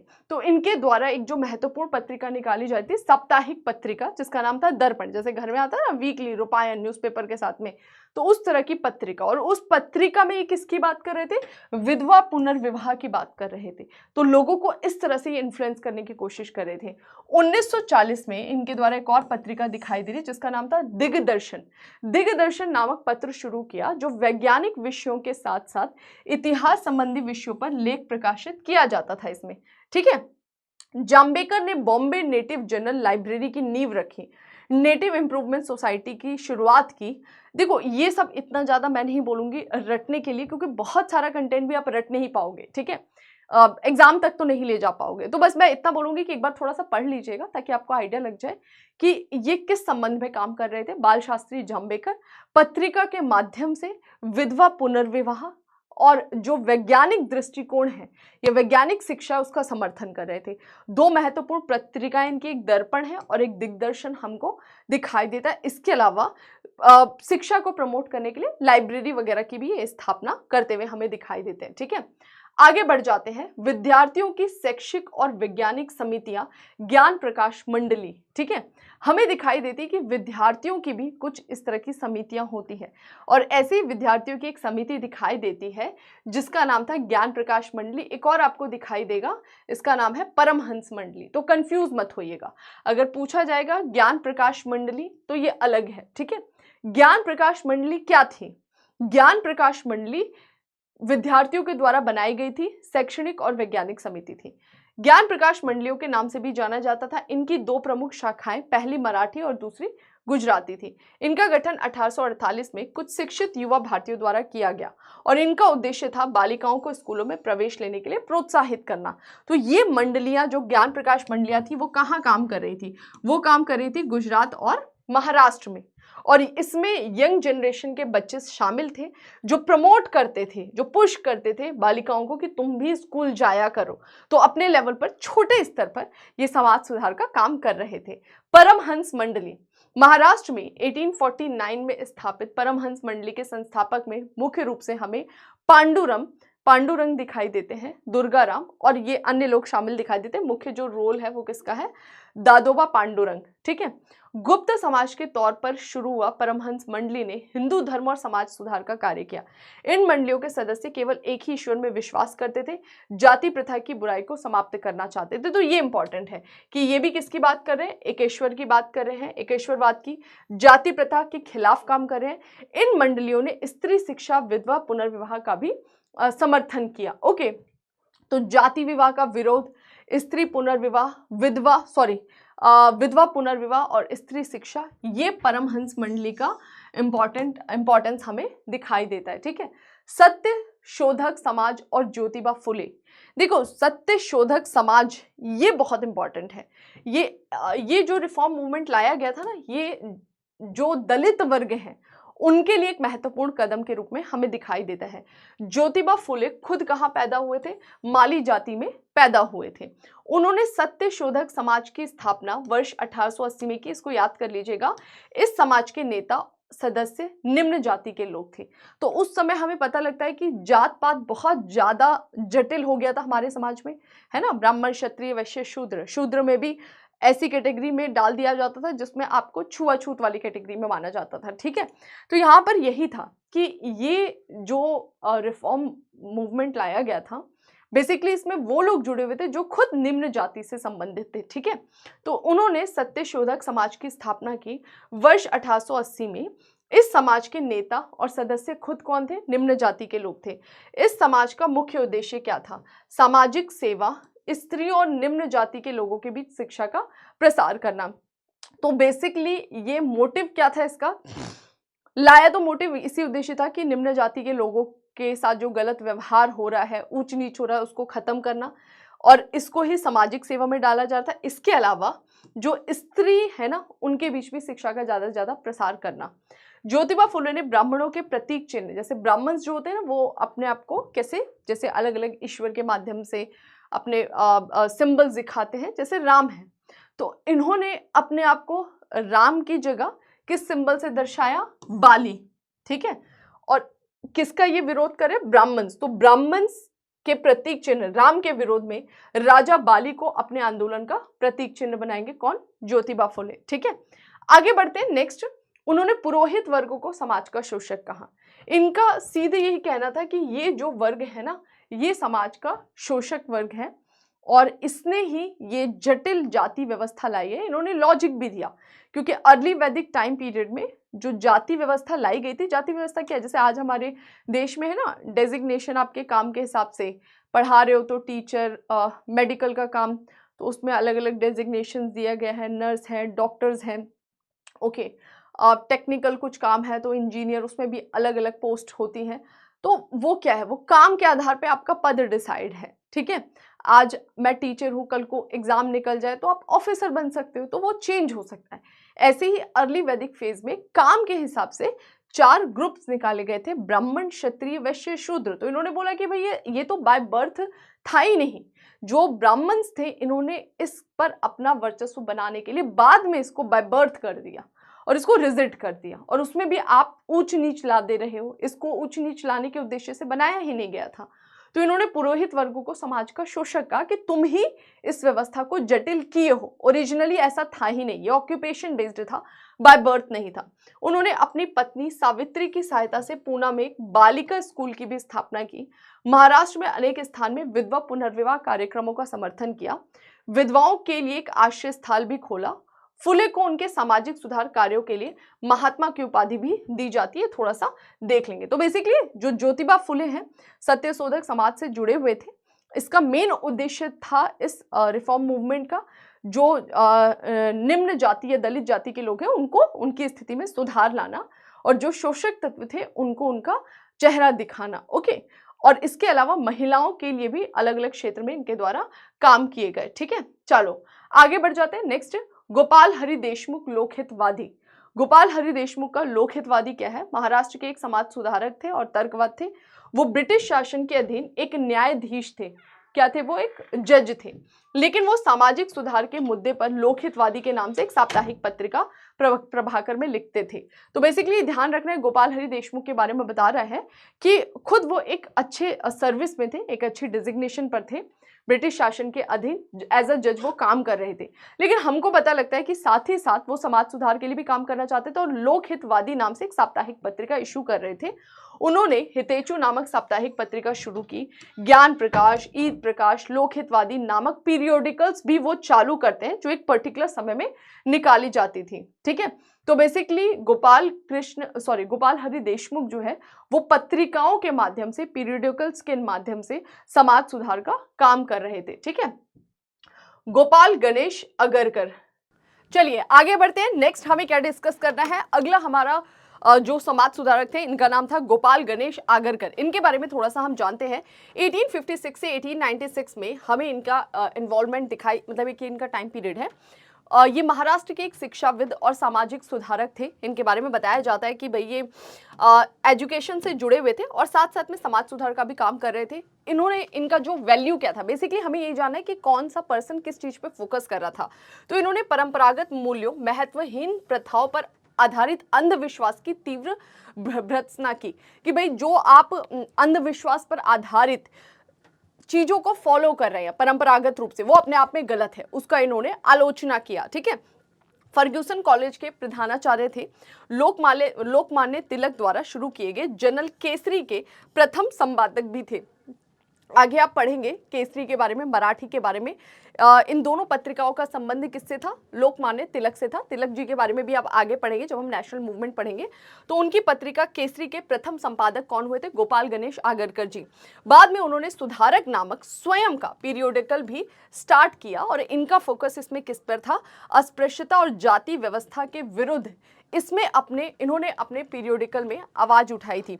तो ये दो चीजें आपको याद रखना है, किसके ये संपादक थे और इनके पीरियोडिकल का नाम याद रखना है। सुधारक किस पर फोकस करा था? जाति व्यवस्था के खिलाफ। ठीक है, the servants of India society बहुत इंपॉर्टेंट है। 1905 में इसकी स्थापना हुई थी। कांग्रेस के उदारवादी नेता गोपाल कृष्ण गोखले और एमजी रनाडे, ये दो महत्वपूर्ण व्यक्ति जो है वो इससे जुड़े हुए थे। इसका उद्देश्य क्या था? राष्ट्रीय मिशनरियों को देश की सेवा के लिए प्रशिक्षित करना। राष्ट्रीय मिशनरी मतलब जो देश के ही धर्म को प्रमोट करते थे। ओके, मिशनरी एक्टिविटीज चलाते थे हमारे देश के लोग। तो बोल रहे कि ऐसे मिशनरियों को ये फोकस करते थे कि वो लोग देश सेवा को ज़्यादा से ज़्यादा ध्यान दें। फिर बोल रहा है कि इनके द्वारा हितवाद नामक पत्रिका का प्रकाशन शुरू किया गया था। 1915 में गोपाल कृष्ण गोखले की मृत्यु के पश्चात श्रीनिवास शास्त्री जो है वो इसके अध्यक्ष बने। तो एक और व्यक्ति है जो इससे जुड़े हुए थे, the servants of India society से। इसने कई स्थानों पर आदिवासी बालिकाओं के लिए आश्रय सरीखे स्कूल खोले, बलवादी और शिक्षा के क्षेत्र में इन्होंने काम किया।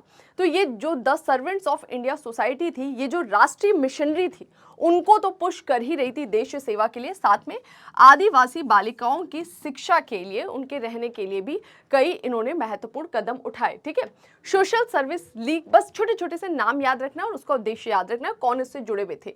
इसकी स्थापना गोखले के ही समर्थक थे नारायण मल्हार जोशी, इनके द्वारा किया गया था।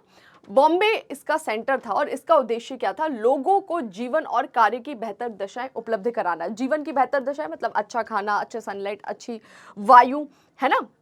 इसी तरह कार्य की अच्छी दशाएं उपलब्ध कराना, एक ऐसा काम जो ह्यूमन के करने लायक हो, उसकी ऐसी परिस्थितियां उसको उपलब्ध कराना। इस लीग ने बहुत सारे स्कूल खोले, लाइब्रेरीज खोली, नर्सरी कक्षाओं, सहकारी समितियों की स्थापना की। कुल मिला के ये जो इंडिविजुअल लोग थे ना, उनकी लाइफस्टाइल थोड़ा सा अच्छा करना चाह रही थी, बेसिक लाइफस्टाइल उन्हें देना चाह रही थी जो नेचर के द्वारा उनको दिया गया था।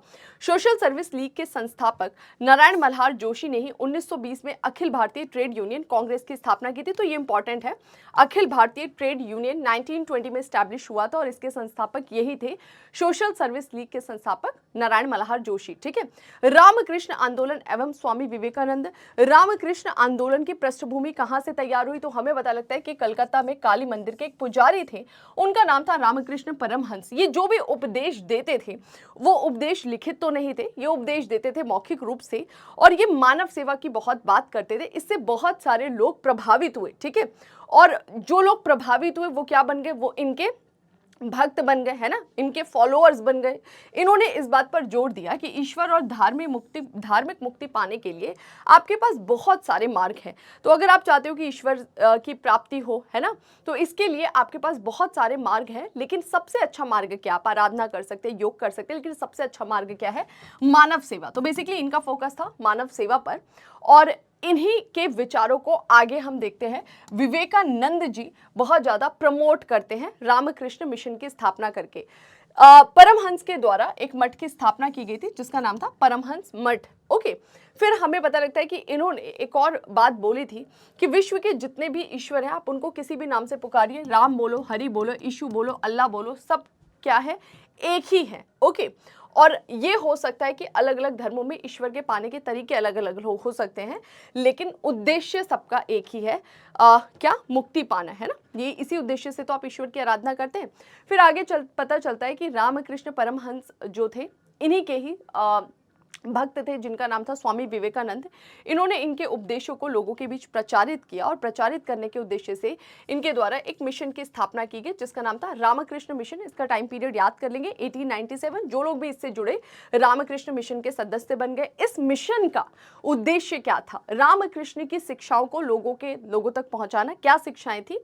शिक्षा थी कि भाई ये बोलते थे उपनिषद और गीता के दर्शन बुद्ध और यीशु के उपदेशों को आधार बनाकर ही ये शिक्षाएं दे रहे थे। ठीक है, तो जो इनका बेस था वो क्या था? बेस में हमें दिखाई देता है हिंदू और इस्लाम धर्म दोनों के ही ग्रंथों को इन्होंने बेस बनाया। ओके, चाहे हम उपनिषद और गीता की बात करें या बुद्ध यीशु के उपदेशों की बात करें, क्रिश्चियनिटी के। ओके, विवेकानंद ने सर्वधर्म संभाव की घोषणा की। जैसे हम देखते हैं राजा राम मोहन राय कि सभी धर्म एक समान है। 1898 में उन्होंने लिखा हमारी मातृभूमि के लिए विश्व के दो महान धर्म हिंदू और मुस्लिम की प्रणालियों का संगम ही एकमात्र सहारा है। यानी ये जोर दे रहे थे कि हिंदू और मुस्लिम जो है वो एक हो जाए। और हिंदू धर्म में जो पृथकतावादी सिद्धांत दिखाई देता है, हिंदू धर्म में जो जात पात दिखाई दे रहा था, उसकी काफी आलोचना की थी स्वामी विवेकानंद जी ने। और इन्होंने कहा कि जिस एकमात्र ईश्वर पर मैं विश्वास करता हूं वो ईश्वर क्या है? हमारे देश के या विश्व के जितने भी दुखी, पीड़ित और दरिद्र जन हैं वो लोग हैं। तो अगर आप चाहते हो कि हम ईश्वर की सेवा करें तो आपको क्या करना है? आपको विश्व के जितने भी दुखी, पीड़ित, दरिद्र जन मनुष्य हैं, जीव जंतु हैं, उनकी सेवा करना चाहिए। और अगर इन्होंने एक टर्म भी बोला, इन्होंने बोला कि किसी भूखे को धार्मिक उपदेश देना ईश्वर का अपमान करने जैसा है। अगर आप किसी भूखे व्यक्ति को ज्ञान दे रहे हो, है ना, और उसकी खुद की स्थिति ठीक नहीं है, तो ये तो ईश्वर का अपमान करने जैसा है कि उसकी स्थिति ठीक नहीं और आप उसको अलग लेवल का ज्ञान दे रहे हो। पेट में उसकी पूजा नहीं है ना, पेट में उसके अन्न नहीं और आप उसको पूजा का ज्ञान दे रहे हो।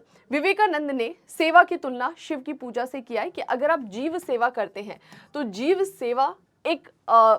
सेवा किसके बराबर है? अगर आप भगवान शिव की पूजा करें उसके बराबर है। बेसिकली ये जीव को ही ईश्वर की संज्ञा दे रहे हैं। जितने भी दरिद्र जन, जितने भी पीड़ित दुखियारी लोग हैं, जीव जंतु हैं, उनको इन्होंने ईश्वर की संज्ञा दी है। ठीक है, अब इन लोगों ने, जो रामकृष्ण मिशन के लोग हैं, आज भी देखिए विवेकानंद के जो लोग फॉलोअर्स हैं उनके द्वारा इस तरह से कई सारे स्कूल, पुस्तकालय, दवाखाने, अनाथालय या फिर जो प्राकृतिक आपदाएं आती हैं, बाढ़ है, सूखा, इन सबसे बचने के लिए बहुत सारे सहायता केंद्र खोले जाते थे और खोले भी गए हैं। ठीक है, मिशन ने अंतर्राष्ट्रीय संगठन का आगे स्वरूप धारण करते हुए दिखाई दिया। यानी वैश्विक स्तर पर भी इसका हमें प्रचार प्रसार दिखाई देता है।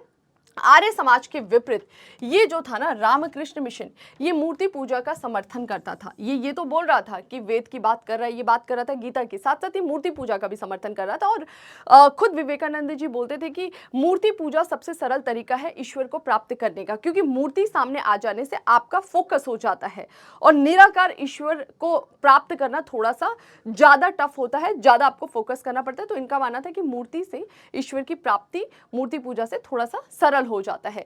1893 में शिकागो में एक वैश्विक धर्म सम्मेलन हुआ था जहां पर ये गए और वहां जाकर इन्होंने ये बात बोली कि अगर पश्चिम में जो भौतिकतावाद है, मटेरियलिस्टिक लाइफ है वेस्टर्न कंट्रीज की, और जो भारत की आध्यात्मिकता है, स्पिरिचुअल लाइफ है, इन दोनों को अगर हम मिला दें तो एक अलग लेवल का सर्वोत्तम मार्ग तैयार होगा मानव के लिए। आज देखा है बहुत सारी वेस्टर्न कंट्रीज के लोग इंडिया में आते हैं स्पिरिचुअलिटी के लिए, तो इन्होंने बोला वहाँ के मटेरियलिस्टिक और इंडिया की स्पिरिचुअलिटी को मिला दे तो मानव का एक अलग लेवल का कल्याण हो जाएगा।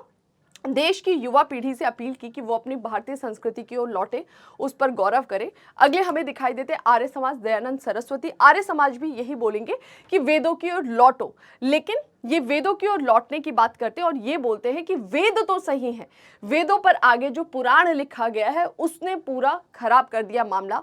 ये मूर्ति पूजा का विरोध करते थे। ये जो प्योर, जो वैदिक टाइम पीरियड के लिटरेचर थे, वेदास थे, उन पर फोकस करते थे। तो इनका यही था कि वैदिक धर्म शुद्ध करना है। और वैदिक धर्म को खराब किसने किया? तो इनका कहना था कि जो उस पुराण लिखे गए हैं उन्होंने वैदिक धर्म को खराब किया है। बेसिक फैक्ट बता रखा है, 1875 में बॉम्बे में आर्य समाज की स्थापना दयानंद सरस्वती ने किया। ठीक है, बाद में इन्होंने इसका मुख्यालय बंबई से लाहौर स्थापित किया। ठीक है, अब ये किस पर फोकस कर रहे थे कि जाति रहित समाज बनाना है, वर्ग रहित समाज बनाना है, ऊंच नीच नहीं होना चाहिए। ठीक है, भारत जो है एक हो, हर तरीके से, राष्ट्र, सामाजिक रूप से, धार्मिक रूप से भारत एक होना चाहिए। भारत को विदेशी दासता से मुक्ति मिलनी चाहिए जो ब्रिटिश हम पर रूल कर रहे हैं, और संपूर्ण राष्ट्र में आर्य धर्म की स्थापना, पूरे देश का एक धर्म, और वो क्या हो, आर्य धर्म, वैदिक धर्म की यह बात करते हैं। ठीक है, वेदों को ही इन्होंने बोला कि सच्चा है, सभी धर्मों में सबसे सच्चा वेदों को बताया कि वेद सबसे सच्चे हैं और हमें वेदों की ओर लौटना चाहिए, इसकी शिक्षाओं पर हमें फोकस करना चाहिए, उसी को अपना आधार बनाना चाहिए। पुराणों की बहुत बुरी तरह से आलोचना की कि पुराणों ने ही वेदों को खराब किया है, मतलब उसके बारे में गलत व्याख्याएं की है। हिंदू रूढ़िवादिता, जातिगत कठोरता, छुआछूत, मूर्ति पूजा, ये इंपॉर्टेंट है। ये वेदों की तो बात कर रहे थे लेकिन मूर्ति पूजा का उल्लंघन कर रहे थे कि वेद में कहीं ऐसा लिखा नहीं, तो मूर्ति पूजा, कर्मकांड, ये सारी चीजों को साइड करने की बात करते थे। इसके अलावा इसने अंतरजातीय विवाह पर जोर दिया, विधवा पुनर्विवाह का समर्थन किया कि अलग अलग जातियों के बीच में विवाह संबंध स्थापित होना चाहिए, विधवाओं के विवाह की अनुमति दिए जानी चाहिए। ठीक है, आगे पता लगता है कि 1902 में स्वामी श्रद्धानंद ने हरिद्वार में गुरुकुल कांगड़ी की स्थापना की, जिसमें शिक्षा के अपेक्षाकृत परंपरागत प्रसार की व्यवस्था की गई। इस पर थोड़ा सा स्टार बना लेंगे। देखो था क्या, जो आर्य समाज था वो बोल रहा था वेदों की ओर लौटो, यानी कि ये थोड़ा सा धार्मिक शिक्षा दे रहे थे, और इसी को और मजबूत किसने बनाया, 1902 में स्वामी श्रद्धानंद ने जो हरिद्वार में गुरुकुल कांगड़ी स्थापना की। ये क्या था, ये एक ऐसा शैक्षणिक केंद्र था जो आपको आपके धर्म के बारे में भी शिक्षा देता है, तो यहां पर उसी के बारे में बताया गया है। आर्य समाज ने लोगों का ध्यान परलोक की बजाय इहलोक की ओर खींचा कि भाई ये जो जीवन है इस पर हमें ध्यान देना चाहिए, इस जीवन की समस्याओं पर ध्यान देना चाहिए। इन्होंने बोला कि ईश्वर निराकार है, तभी तो मूर्ति पूजा को मना कर रहे हैं, तो इन्होंने बोला ईश्वर निराकार है और समाज कर्मफल एवं मोक्ष में विश्वास करते थे ये लोग कि जैसा कर्म करोगे वैसा आपको फल मिलेगा, जैसा कर्म करोगे वैसे आपको मोक्ष मिलेगा। और इनके द्वारा एक फेमस जो नारा दिया गया था वो क्या था, वेदों की ओर लौटो। वेदों की ओर लौटो का मतलब ये नहीं था कि वैदिक काल को स्थापित करना है, बल्कि उस काल के जो आदर्श थे, महिलाओं की जो स्थिति थी, छुआछूत नहीं था, समाज में इक्वालिटी थी, ये उसको स्थापित करने की बात कर रहे थे। ठीक है, आर्य समाज के 10 प्रमुख सिद्धांत थे, ये फैक्चुअल टाइप का है, इसको थोड़ा सा आप लोग देख लेंगे, इसमें समझाने जैसा कुछ नहीं है। बेसिकली मेजर सबका फोकस वही था कि वर्ण व्यवस्था में जो ऊंच नीचे उसको दूर करना है, महिलाओं की स्थिति को सुधारना है। तो यहाँ पे पॉइंट्स दिया था बुक में, डायरेक्ट मैंने यहाँ पर आपको दे दिया। ठीक है, इसके अलावा आर्य समाज का प्रमुख उद्देश्य क्या था कि भ्रातृत्व की भावना, लोग आपस में मिलजुल कर रहे, ये बोलता था। महिला पुरुष के बीच में एक समानता रहे, इक्वालिटी रहे। ठीक है, इस पर ये लोग बहुत विश्वास करते थे। कौन, आर्य समाजी। ठीक है, बस यहाँ पर यही एंड करता है कि दयानंद जो है इनके द्वारा हमें पता लगता है सत्यार्थ प्रकाश नामक ग्रंथ में जन सामान्य की अनेक धार्मिक जिज्ञासाओं को दूर करते हुए दिखाया गया है। तो सत्यार्थ प्रकाश जो है इसका संबंध किससे था, दयानंद सरस्वती से था, और इसमें इन्होंने काफी सारी जो धार्मिक जिज्ञासाएं लोगों की उसको शांत करने की कोशिश की है। सेवा सदन क्या था, छोटी छोटी ये मिशंस है, सब सुधार का काम कर रहे हैं अलग अलग लेवल पर। पारसी धर्म सुधारक बहराम जी मलबरी का नाम आप सुनेंगे आगे भी, इन्होंने बहुत इंपॉर्टेंट रोल प्ले किया था बाल विवाह में, एक जो मिनिमम एज है उसको डिसाइड करने में। ठीक है, तो पारसी धर्म सुधारक थे मलबरी जी। हमें पता लगता है 1908 में इन्होंने सेवा सदन की स्थापना अपने मित्र दयाराम गिडुमल की सहायता से किया था। तो सेवा सदन का संबंध मलबरी और गिडुमल इन दो लोगों से था। मलबरी का अगर हम और योगदान सुने तो बाल विवाह के विरुद्ध और विधवा पुनर्विवाह के पक्ष में एज ऑफ कंसेंट ये एक्ट था। इस एक्ट में व्यवस्था की गई थी कि इससे कम आयु के बच्चों की शादी नहीं हो सकती। देव समाज, इसकी स्थापना 1887 में शिव नारायण अग्निहोत्री के द्वारा की गई थी। इस समाज का मुख्य उद्देश्य था आत्मा की शुद्धि, गुरु की श्रेष्ठता की स्थापना करना, कि हमें अपने मन से प्योर होना चाहिए। गुरु जो है वो बहुत श्रेष्ठ माना गया है, गुरु को माता पिता से भी ऊंचा दर्जा दिया जाता है, तो उसको ये वापस से स्थापित करना चाहते थे। इस समाज की शिक्षाओं की देव शास्त्र नामक पुस्तक में संकलित किया गया है। इसकी सारी जानकारी हमें उस पुस्तक में मिल जाती है। और बाल विवाह के विरुद्ध इन्होंने मेजरली आवाज उठाई थी। तो देखो, देव समाज के बारे में थोड़ा सा ध्यान रखना है कि गुरु श्रेष्ठता की बात कर रहा है, बाल विवाह के विरुद्ध ये आवाज उठाया जा रहा है, और बेसिकली इसको स्थापित किसने किया था ये ध्यान रखना है। धर्म सभा, देखो यहाँ पर 1830 में राधाकांत देव के द्वारा ये धर्म सभा की स्थापना की गई। ये चीज इंपॉर्टेंट है कि ये एक रूढ़िवादी संस्था थी।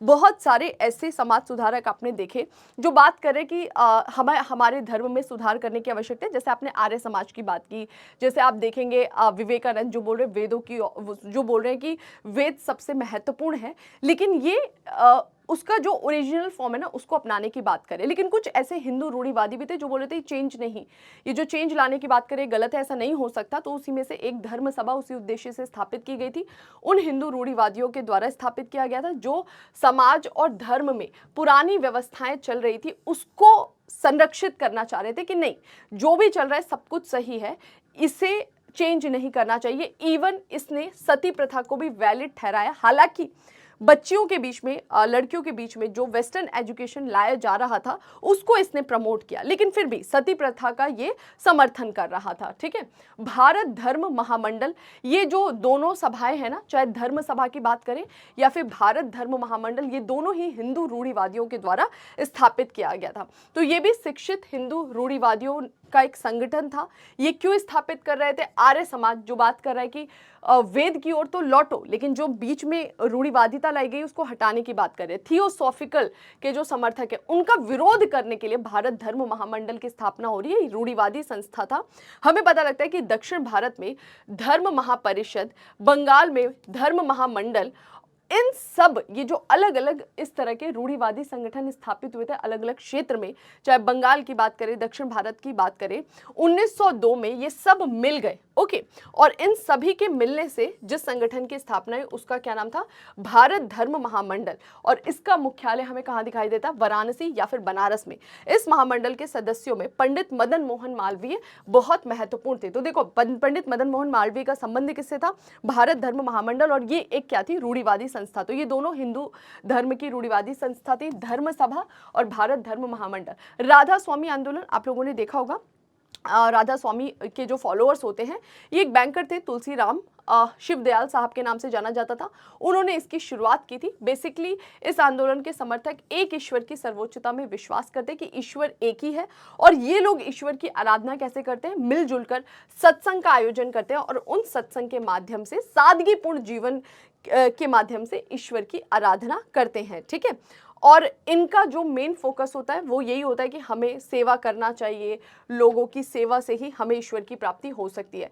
श्री नारायण गुरु धर्म परिपालन, यह आंदोलन एक क्षेत्रीय आंदोलन था। नारायण गुरु धर्म आंदोलन क्षेत्रीय आंदोलन था, जातिवाद के खिलाफ था। इसका जन्म दलित वर्ग और ब्राह्मण वर्ग में टकराव के कारण हुआ। हमें पता लगता है केरल में एक दलित जनजाति थी जिसका नाम था इजवास जनजाति। तो ये जो इजवास जाति के ही एक नेतृत्वकर्ता थे, लीडर थे, उनका नाम था श्री नारायण गुरु स्वामी। ये जो इजवास जाति है ना, इसके बारे में पता लगता है कि केरल की सबसे बड़ी दलित जाति थी। लगभग 26% टोटल पॉपुलेशन में केरल में इसका हिस्सा हुआ करता था। इस जाति के लोग ताड़ी शराब बेचने का काम करते थे। अब ये आंदोलन क्यों शुरू हुआ? तो हमें पता लगता है कि भाई वही था कि दलित जाति के लोग मंदिर में नहीं घुस सकते, ये सब था।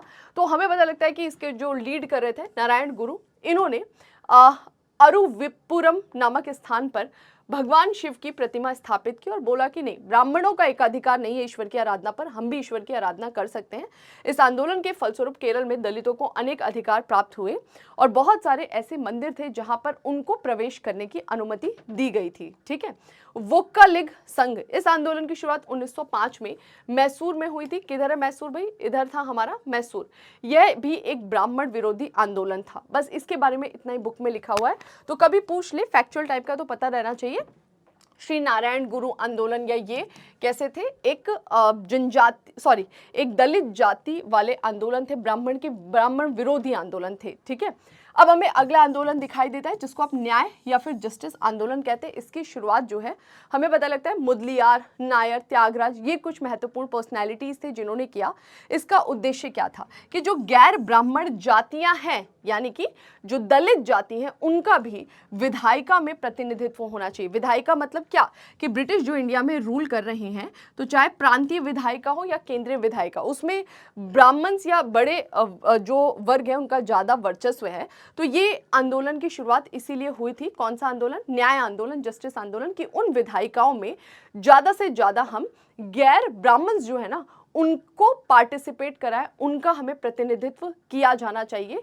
1917 में मद्रास प्रेसिडेंसी एसोसिएशन का गठन किया गया, जिसने निम्न जाति, इस एसोसिएशन ने व्यवस्था की कि निम्न जाति के लोगों का इतना रिप्रेजेंटेशन होगा, उनके लिए हम सीट रिजर्व कर रहे हैं। अगला है आत्मसम्मान आंदोलन, ये भी इसी तरीके का आंदोलन है।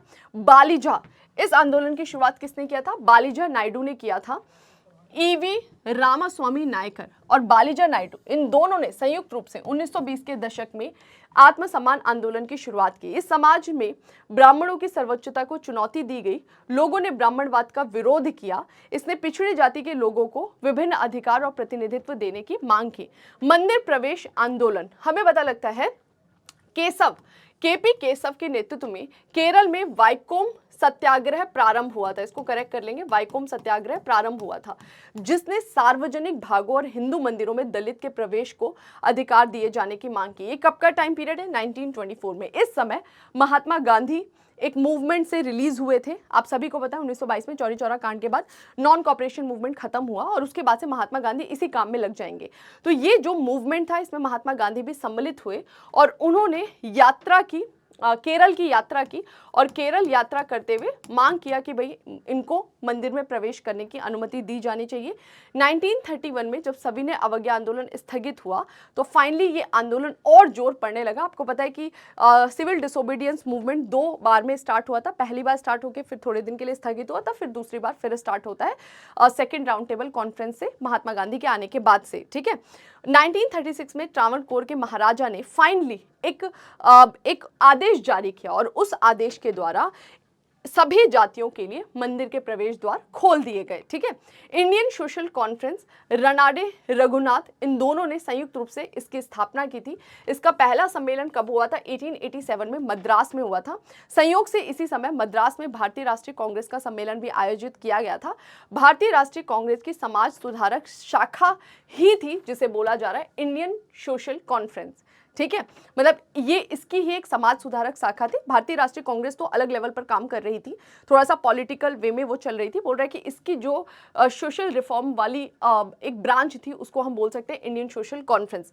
इस कॉन्फ्रेंस के मुख्य उद्देश्य क्या थे कि अंतर जातीय विवाह को प्रोत्साहन देना है। ओके, अलग अलग जाति के बीच विवाह होना चाहिए, बहुपत्नी प्रथा को हमें रोका जाना चाहिए। ठीक है, इसका ये बात कर रहे थे। बाल विवाह को रोकने के लिए इसने, ये थोड़ा सा इंपॉर्टेंट है, इंडियन सोशल कॉन्फ्रेंस ने एक अभियान चलाया था जिसका नाम था याचना अभियान। याचना अभियान में पेरेंट्स से याचना की जाती थी, उनको रिक्वेस्ट किया जाता था कि प्लीज आप लोग बाल विवाह मत करिए। वहाबी आंदोलन धर्म से जुड़ा हुआ था, इस्लाम धर्म से जुड़ा हुआ। मुसलमानों की पाश्चात्य प्रभाव के विरुद्ध सर्वप्रथम जो प्रक्रिया हुई उसे हम वहाबी या फिर वली उल्लाह आंदोलन के नाम से जानते हैं। थोड़ा सा ध्यान दीजिएगा, पश्चिमी शिक्षा या पश्चिम का प्रभाव जो पड़ रहा था उसके खिलाफ पहली बार जो प्रतिक्रिया हुई उसे हम इस आंदोलन के रूप में जानते हैं। अब इसको लीड कौन कर रहे थे? शाह वली उल्लाह 18वीं सदी में मुसलमानों के प्रथम नेता थे जिन्होंने भारतीय मुसलमानों के रीति रिवाज और मान्यताओं में व्याप्त कुरीतियों की ओर ध्यान आकृष्ट किया कि इस्लाम धर्म में भी बहुत सारी कुरीतियां हैं, इन कुरीतियों को हमें दूर करना चाहिए ताकि इस्लाम धर्म को फॉलो करने वाले जो मुसलमान हैं उनका विकास हो सके। इसके पश्चात शाह अब्दुल्ला अजीज और सैयद अहमद बरेलवी जो है, ये दोनों लोग वली उल्लाह के विचार से प्रभावित होकर इस आंदोलन से जुड़ जाते हैं। इवन बरेलवी जो है वो वहाबवाद को अपना लेते हैं और इन्होंने डिसाइड किया कि मैं इस्लाम धर्म में जितनी भी कुरीतियां हैं उसको दूर करने का बेड़ा उठाऊंगा। शाह अब्दुल अजीज ने हिंदुस्तान को दारुल हर्ब कहा कि ये काफिरों का देश है और हमें इसे दारुल इस्लाम बनाने की जरूरत है। प्रारंभ में यह अभियान सिख सरकार के खिलाफ चालू किया गया था। थोड़ा सा ध्यान रखना है हुआ क्या था, हमें पता लगता है कि जो सिख यहाँ पर रूल कर रहे थे इस वाले रीजन में, उनके खिलाफ पहले ये मूवमेंट स्टार्ट था। लेकिन आपको पता है आगे चल के एंग्लो सिख वॉर हुआ और ये वाला क्षेत्र अंग्रेजों के नियंत्रण में आ गया। तो जो सिख सरकार के खिलाफ विद्रोह था, ये वहाबी आंदोलन चालू किया गया था, वहीं पर अब क्या हो गया कि अंग्रेजों ने उस क्षेत्र पर नियंत्रण किया। तो ये मूव कर गया किसके खिलाफ? अंग्रेजों द्वारा पंजाब का विलय होने पर यह अंग्रेजों के विरुद्ध हो गया। ठीक है, वहाबी आंदोलन।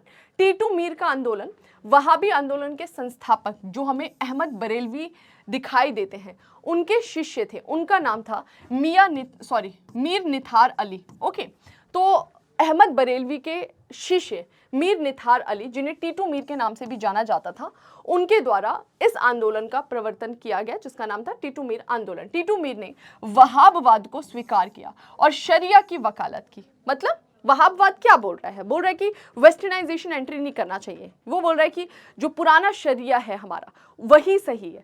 तो यहाँ पर टीटू मीर शरिया की वकालत करेंगे। टीटू मीर ने बंगाल के मुसलमान किसान जो थे, बेसिकली बंगाल में जो किसान थे वो ज़्यादातर इस्लाम धर्म के फॉलोअर्स थे। बंगाल में जो जमींदार थे वो ज़्यादातर हमें हिंदू में दिखाई देते हैं। तो टीटू मीर ने बंगाल के जो मुसलमान काश्तकार थे उनको हिंदू जमींदारों और अंग्रेज नील सौदागर, ऐसे अंग्रेज जो नील का सौदा करते थे, इन दोनों के खिलाफ संगठित किया कि इनके खिलाफ तुमको आवाज उठानी चाहिए। नेक्स्ट है फराजी आंदोलन। ये भी धर्म से जुड़ा हुआ है। इस आंदोलन को हम एक और नाम से जानते हैं, फरायदी आंदोलन के नाम से जानते हैं। इसके संस्थापक कौन थे? हाजी शरीयउल्लाह 1818 में इस आंदोलन की स्थापना करते हैं।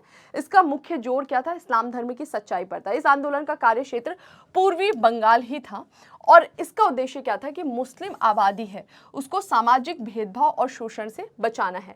हाजी शरीयतुल्लाह के द्वारा इसकी शुरुआत की गई थी, फराजी आंदोलन। लेकिन फराजी आंदोलन जोर कब पकड़ता है? ये पकड़ता है हाजी शरीयतुल्लाह के पुत्र दूदू मियाँ के नेतृत्व में। कब? 1840 के पश्चात यह आंदोलन जोर पकड़ता है, फराजी आंदोलन। इस आंदोलन ने सशस्त्र कार्यकर्ताओं का एक दल तैयार किया जिसका कार्य था हिंदू जमींदार और पुलिस के विरुद्ध संघर्ष करना। तो चाहे आप बात करें टीटू मीर के आंदोलन की या फिर बात करें दूदू मियाँ के फराजी आंदोलन की, इन दोनों ही मूवमेंट का उद्देश्य क्या था? बंगाल के जो हिंदू जमींदार थे और नील का खेती करवाने वाले अंग्रेज थे, उनके खिलाफ मुस्लिम को संगठित करना। आगे चल के दूदू मियाँ की गिरफ्तारी हो जाती, उनकी मृत्यु हो जाती, फिर धीरे धीरे यह आंदोलन ठंडा पड़ जाता है। अहमदिया आंदोलन, ये भी इस्लाम धर्म से जुड़ा हुआ था। अहमदिया ने इस्लाम के एक पंथ का निर्माण किया जिसका जन्म भारत में हुआ। ठीक है, तो ये बेसिकली इस्लाम का ही एक पंथ के रूप में दिखाई दे रहा है अहमदिया। इसका स्थापना वर्ष 1889 में मिर्जा गुलाम अहमद ने किया। अहमदिया आंदोलन उदार विचारों पर आधारित था और अहमदिया आंदोलन के जितने भी समर्थक थे वो खुद को क्या मानते थे? हजरत मोहम्मद जैसे ईश्वर के अवतार के रूप में खुद को मानते थे। इसने गैर मुसलमानों के प्रति कुछ जिहाद को बंद किए जाने की मांग की। देखो, ये एकमात्र ऐसा इस्लाम धर्म से जुड़ा हुआ आंदोलन था अहमदिया आंदोलन जो बोल रहा है कि गैर मुसलमानों के खिलाफ जो तुम जिहाद का नारा चला रहे हो कि इनको इस धर्म में धर्मांतरित कर देना वो गलत है। जो खून खराबा किया जा रहा है इस उद्देश्य के लिए, उस रक्तपात को इसने समाप्त करने की बात की। किसने? अहमदिया आंदोलन ने। सर सैयद अहमद खां और अलीगढ़ आंदोलन, तो ये सब डिफरेंट मूवमेंट है। जो दो अभी हमने पढ़े थे वो काफी सिमिलर टाइप के हमें दिखाई देते हैं। सर सैयद अहमद खां और अलीगढ़ आंदोलन 1857 के विद्रोह के पश्चात अंग्रेजी सरकार मानने लगी थी, ये थोड़ा सा ध्यान रखना है। अब सर सैयद अहमद खां एक ऐसी पर्सनैलिटी थे जो चाहते थे कि इस्लाम धर्म के फॉलोअर्स मुसलमान भाई बहनों का उद्धार हो। और हमें पता लगता है कि 1857 के विद्रोह के बाद ब्रिटिश ने ढंग से डंडा उठाया सभी जो मुसलमान काश्तकार थे। तो यहाँ पर यही दिखाई दिया कि ब्रिटिश सरकार ने जो इनके साथ बर्ताव किया था, बाद में ब्रिटिश सरकार मुसलमानों के नेतृत्वकर्ता को बोलेगी कि अगर तुम चाहते हो कि इनका उद्धार हो तो इनको दूर रखो। किससे? कांग्रेस से। इस समय मुसलमानों का एक वर्ग जिसका नेतृत्व सर सैयद अहमद खां कर रहे थे, सरकारी संरक्षण और सहयोग प्राप्त करना चाहते थे कि ज़्यादा से ज़्यादा मुसलमानों को सरकार का सहयोग मिले और इसके लिए वो चाहते थे कि भाई हम थोड़ा सा कांग्रेस से दूरी बनाए।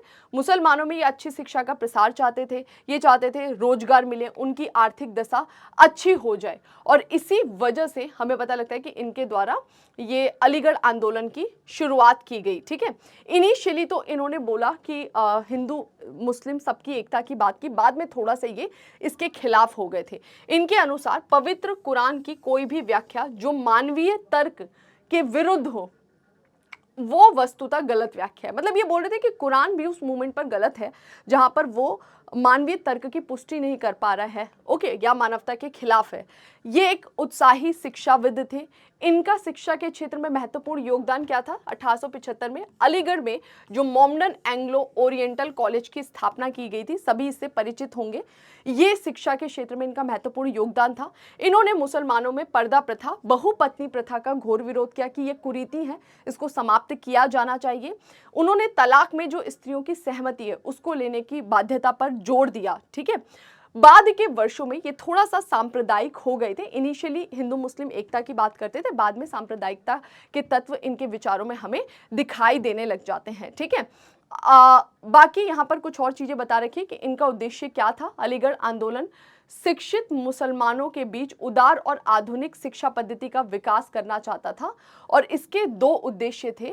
इस्लाम के दायरे में रहकर भारतीय मुसलमानों के बीच आधुनिक शिक्षा का प्रसार करना और मुस्लिम समाज में जो छोटी छोटी कुरीतियां हैं उन कुरीतियों को दूर करना। देवबंद स्कूल यह भी एक प्रकार का मुस्लिम धार्मिक आंदोलन था जिसे मुस्लिम धर्म के रूढ़िवादी उलेमाओं ने चालू किया है। तो जैसे अभी आप पढ़ रहे थे हिंदू धर्म के कुछ रूढ़िवादी आंदोलन, इसी तरह इस्लाम धर्म का एक रूढ़िवादी आंदोलन था जिसका नाम था देवबंद स्कूल। ठीक है, इस आंदोलन का उद्देश्य था कि कुरान और हदीस की शिक्षाओं पर ही जोर देना। ओके, और जो गैर मुसलमान लोग हैं उनके खिलाफ अभियान चलाना। ठीक है, इसका ये उद्देश्य था। इसकी स्थापना हमें पता लगता है सहारनपुर जिले में देवबंद नामक स्थान पर की गई थी। कब? 1866 में इसकी स्थापना की गई थी। इसको आप करेक्ट कर लेंगे। किसने किया था? मोहम्मद कासिम ननोतवी के द्वारा इसकी स्थापना की गई थी और राशिद अहमद गगोह भी इससे जुड़े हुए थे। यह आंदोलन अलीगढ़ आंदोलन के विरुद्ध था। जैसे अलीगढ़ आंदोलन बोला इस्लाम धर्म में सुधार की, बोला नहीं, जो है बिल्कुल सही है, वो रूढ़िवादिता जो बिल्कुल सही है, उसके विरुद्ध ये आंदोलन की शुरुआत की गई थी। और ये जो अलीगढ़ आंदोलन था ना, सॉरी, ये जो देवबंद स्कूल वाला आंदोलन था ना, ये कहीं ना कहीं कांग्रेस के समर्थक थे। ये थोड़ा सा ध्यान रखना, एग्जाम में पूछा जा सकता है कि ये कांग्रेस के सपोर्टर थे। पारसी सुधार आंदोलन हमें दिखाई देता है। रहनुमाई सभाएं गठित की गई थी 1851 में। इसके कुछ इंपॉर्टेंट लीडर थे, नेरोजी थे, ओके, कामा थे। ये कुछ महत्वपूर्ण व्यक्तित्व थे जो पारसी सुधार आंदोलन को लीड कर रहे थे। इनका उद्देश्य क्या था? पारसी महिलाओं की स्थिति में सुधार करना, उसमें जो भी कुरीतियां थी, पर्दा प्रथा इत्यादि, उसका ये विरोध कर रहे थे। स्त्री शिक्षा को बढ़ावा देना चाहते थे। सिख सुधार आंदोलन बहुत महत्वपूर्ण है। ये जो सिख सुधार आंदोलन है 1873 में अमृतसर में सिख सभा आंदोलन की शुरुआत हुई। इसका उद्देश्य क्या था कि सिखों के लिए आधुनिक पाश्चात्य शिक्षा सुनिश्चित करना और जो क्रिश्चियन मिशनरी हैं उनको यहाँ पर अपना प्रभाव बढ़ाने से रोकना। इसका उद्देश्य था कि ज़्यादा से ज़्यादा पंजाब में खालसा स्कूल की स्थापना की जाए और जो भी गुरुद्वारे में जो भ्रष्ट महंत बैठे हुए, ये चाहते थे कि उन भ्रष्ट महंतों से गुरुद्वारे को मुक्ति दिलाई जाए। अकालियों को प्रमुख सफलता तब मिली जब 1922 में हमें पता लगता है कि एक एक्ट पास हुआ, बहु प्रशिक्षित एक्ट, सिख गुरुद्वारा एक्ट। उस एक्ट के द्वारा कुछ ऐसे प्रोविजन कर दिए गए जिसकी वजह से ये जो भ्रष्ट महंत थे ये कहीं ना कहीं इससे दूर हो गए। ठीक है, तो ये था हमारा आज का सेशन। कुछ इंपॉर्टेंट जो हमारे यहाँ पर रिफॉर्म्स थे उसके बारे में हमने यहाँ पर डिस्कस करा। आई होप आपको सेशन इंफॉर्मेटिव लगा होगा। कहीं भी कोई भी डाउट है तो आप कमेंट सेक्शन में पूछ सकते हैं। जल्दी हम क्वेश्चन आंसर भी लेकर आएंगे, प्रैक्टिस सेट भी करेंगे। तब तक के लिए आप इसको अच्छे से रिवाइज करिएगा। कोई डाउट है तो आप कमेंट सेक्शन में डेफिनेटली पूछ सकते हैं। मिलते हैं नए सेशन में कुछ इन्फॉर्मेशन के साथ। Thank you.